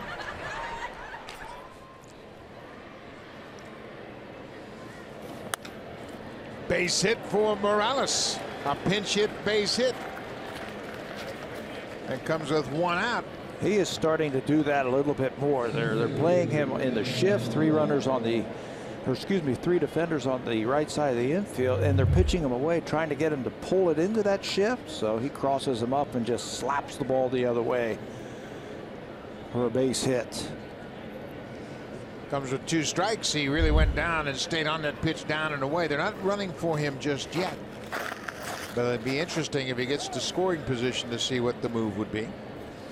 Kevin Pillar with hits in each of his last 2 plate appearances is 2 for 5 this afternoon.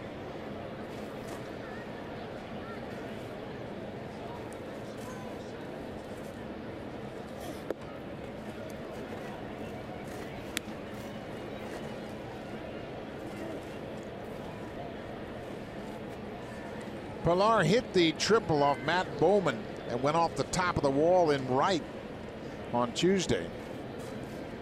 He would come around to score on the air by the 3rd baseman, Jerko.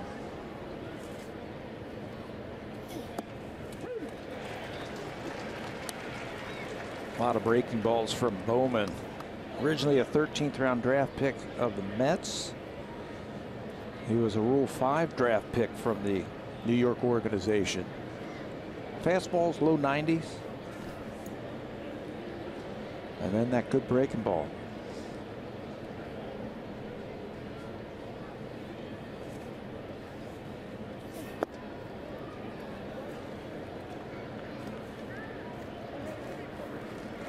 Bowman is the 4th relief pitcher to work for the Cardinals. Lyons, Broxton, O, and now Bowman.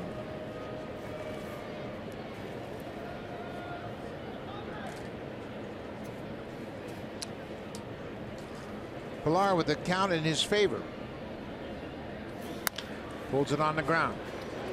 Jerko at 3rd, 2nd for 1, back to 1st, double play. So Pillar bounces into the 5-4-3 double play. 4-4.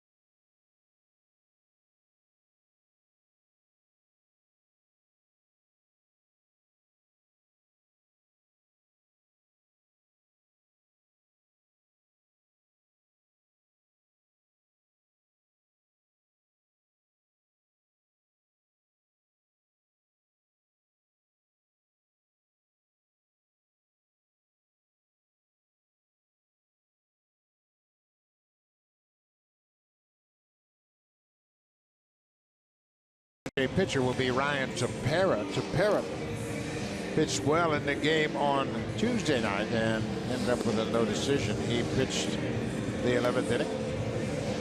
Actually, he picked up the win. Oh, he got the save. He got the save. Grilli got the win. Tepera got the save.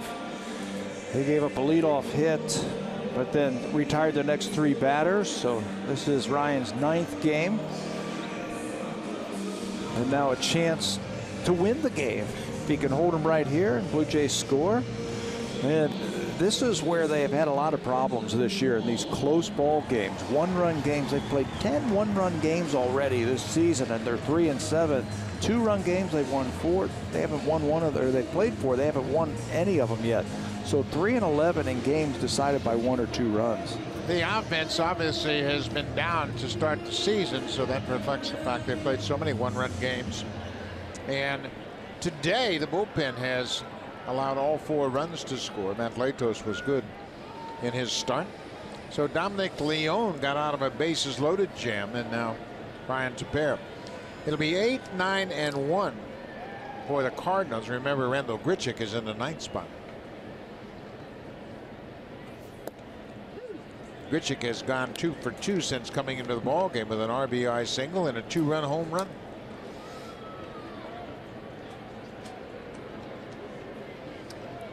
Colton Wong, the second baseman, hits this ball down the right field line. That's a fair ball.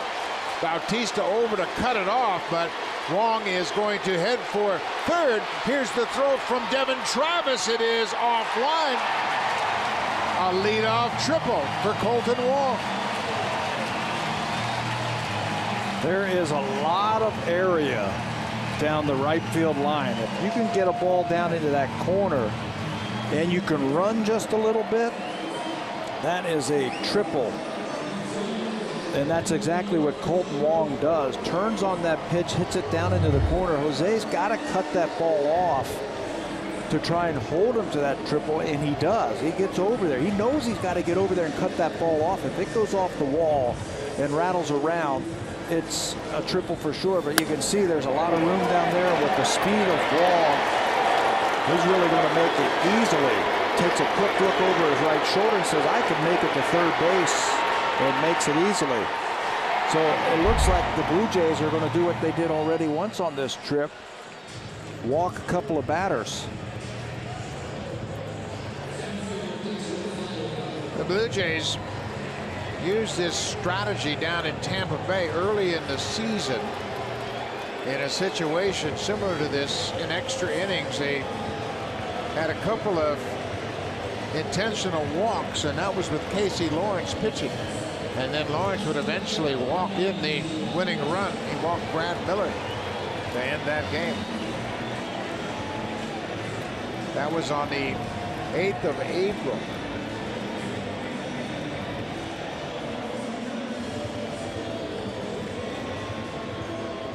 In that situation, bottom of the 11th, Casey Lawrence started the inning, gave up a double to Mallex Smith. Then they bunted him to third, and then they walked Dickerson and Kiermaier. Evan Longoria struck out swinging, and then Brad Miller drew the bases loaded walk. That was the game winner. For the walk-off walk. I thought they might pitch to Grichuk. I know he's got a couple of hits today, and he's got 3 RBIs, but he's prone for a strikeout. But they'd elect to walk him, then you have to walk Fowler. Now you do that. Every play is at the plate now. Everybody's got to shallow up. Fly ball. Carrera is shallow and left. Wong is tagging up. Carrera will hold Wong at third. 1 out. Diaz going after the first pitch. Flies out to left. Again, you got everybody shallow. You got the infield in. Everything comes to the plate. You also have the outfield in. And the reason you have the outfield in is any line drive that's going to normally fall in, you got to be able to be there to catch it. Because anything over your head, the game's over. You have to be only as deep as your arm will allow. So you figure out how much you got in arm strength. J.P. Howell. This is a little delayed tactic right here by Russell Martin. to give Howe a couple of extra pitches, and here comes Gibby. John Gibbons has made the call. J.P. Howe was up earlier in the ball game. He should be ready. Tepera surrenders the leadoff triple. Gets Diaz to fly out to left. 1 out. Matt Carpenter, the scheduled batter. It'll be lefty on lefty. J.P. Howe will make his first appearance since coming off the DL.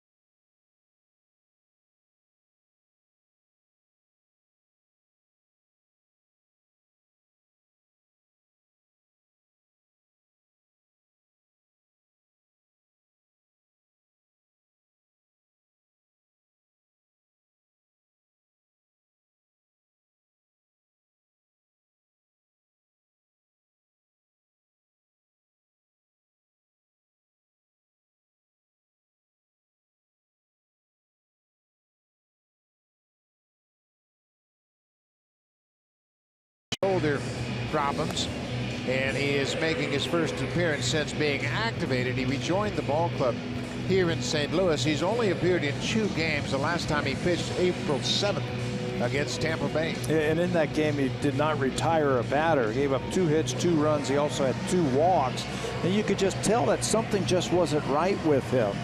Went on the disabled list the next day with some shoulder problems and some shoulder discomfort. And now he is here in a tight situation. Bases loaded and just 1 out. Number 3 hitter Matt Carpenter. He has singled, walked, and he's driven in a run. Bases are loaded. Wong is at third. He's the only run that counts. First pitch strike from Howe.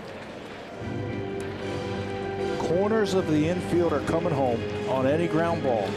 The middle of the diamond, that's Travis and Goins, they're halfway. Softly hit ball, they're coming home.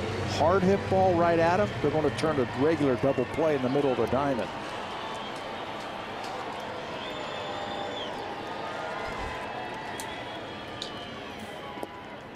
Breaking ball, good block by Martin. J.P. Howe made 2 rehab appearances, both in Dunedin, Florida, in A-ball, and he threw the ball well. He had 5 strikeouts in 2 innings of work. He threw a lot of strikes, which suggests that he's healthy again. Didn't he throw the first inning of the 1 game and struck out the side? Tells you his curveball's back. That's when he's right, when his curveball's got that snap to it.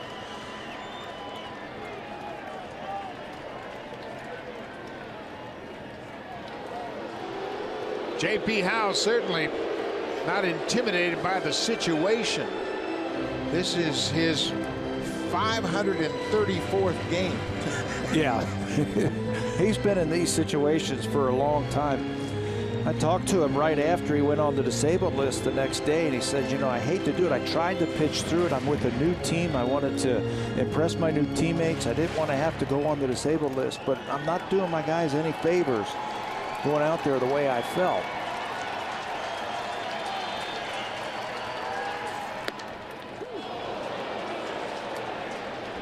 He's sitting on a curveball.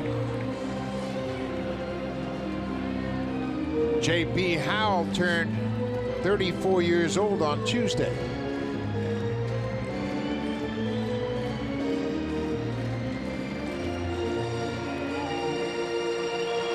One and two.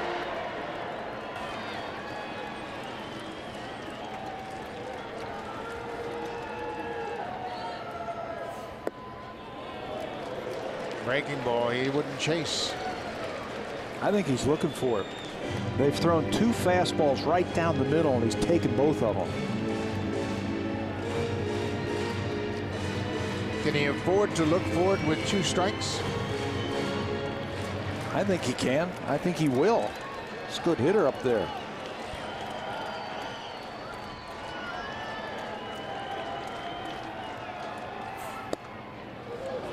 Fastball off the plate.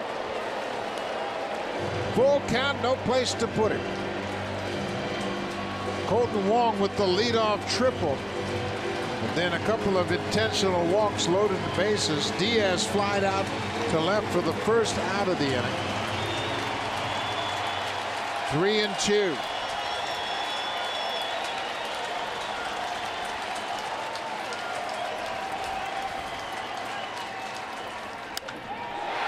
Breaking ball, and that's going to be the ball game. Matt Carpenter has hit his first career grand slam to walk off the Blue Jays here in the 11th. He was sitting on it. Yes, he was. He was looking for that curveball. Even 3-2, he was still looking for the curveball, and he got it.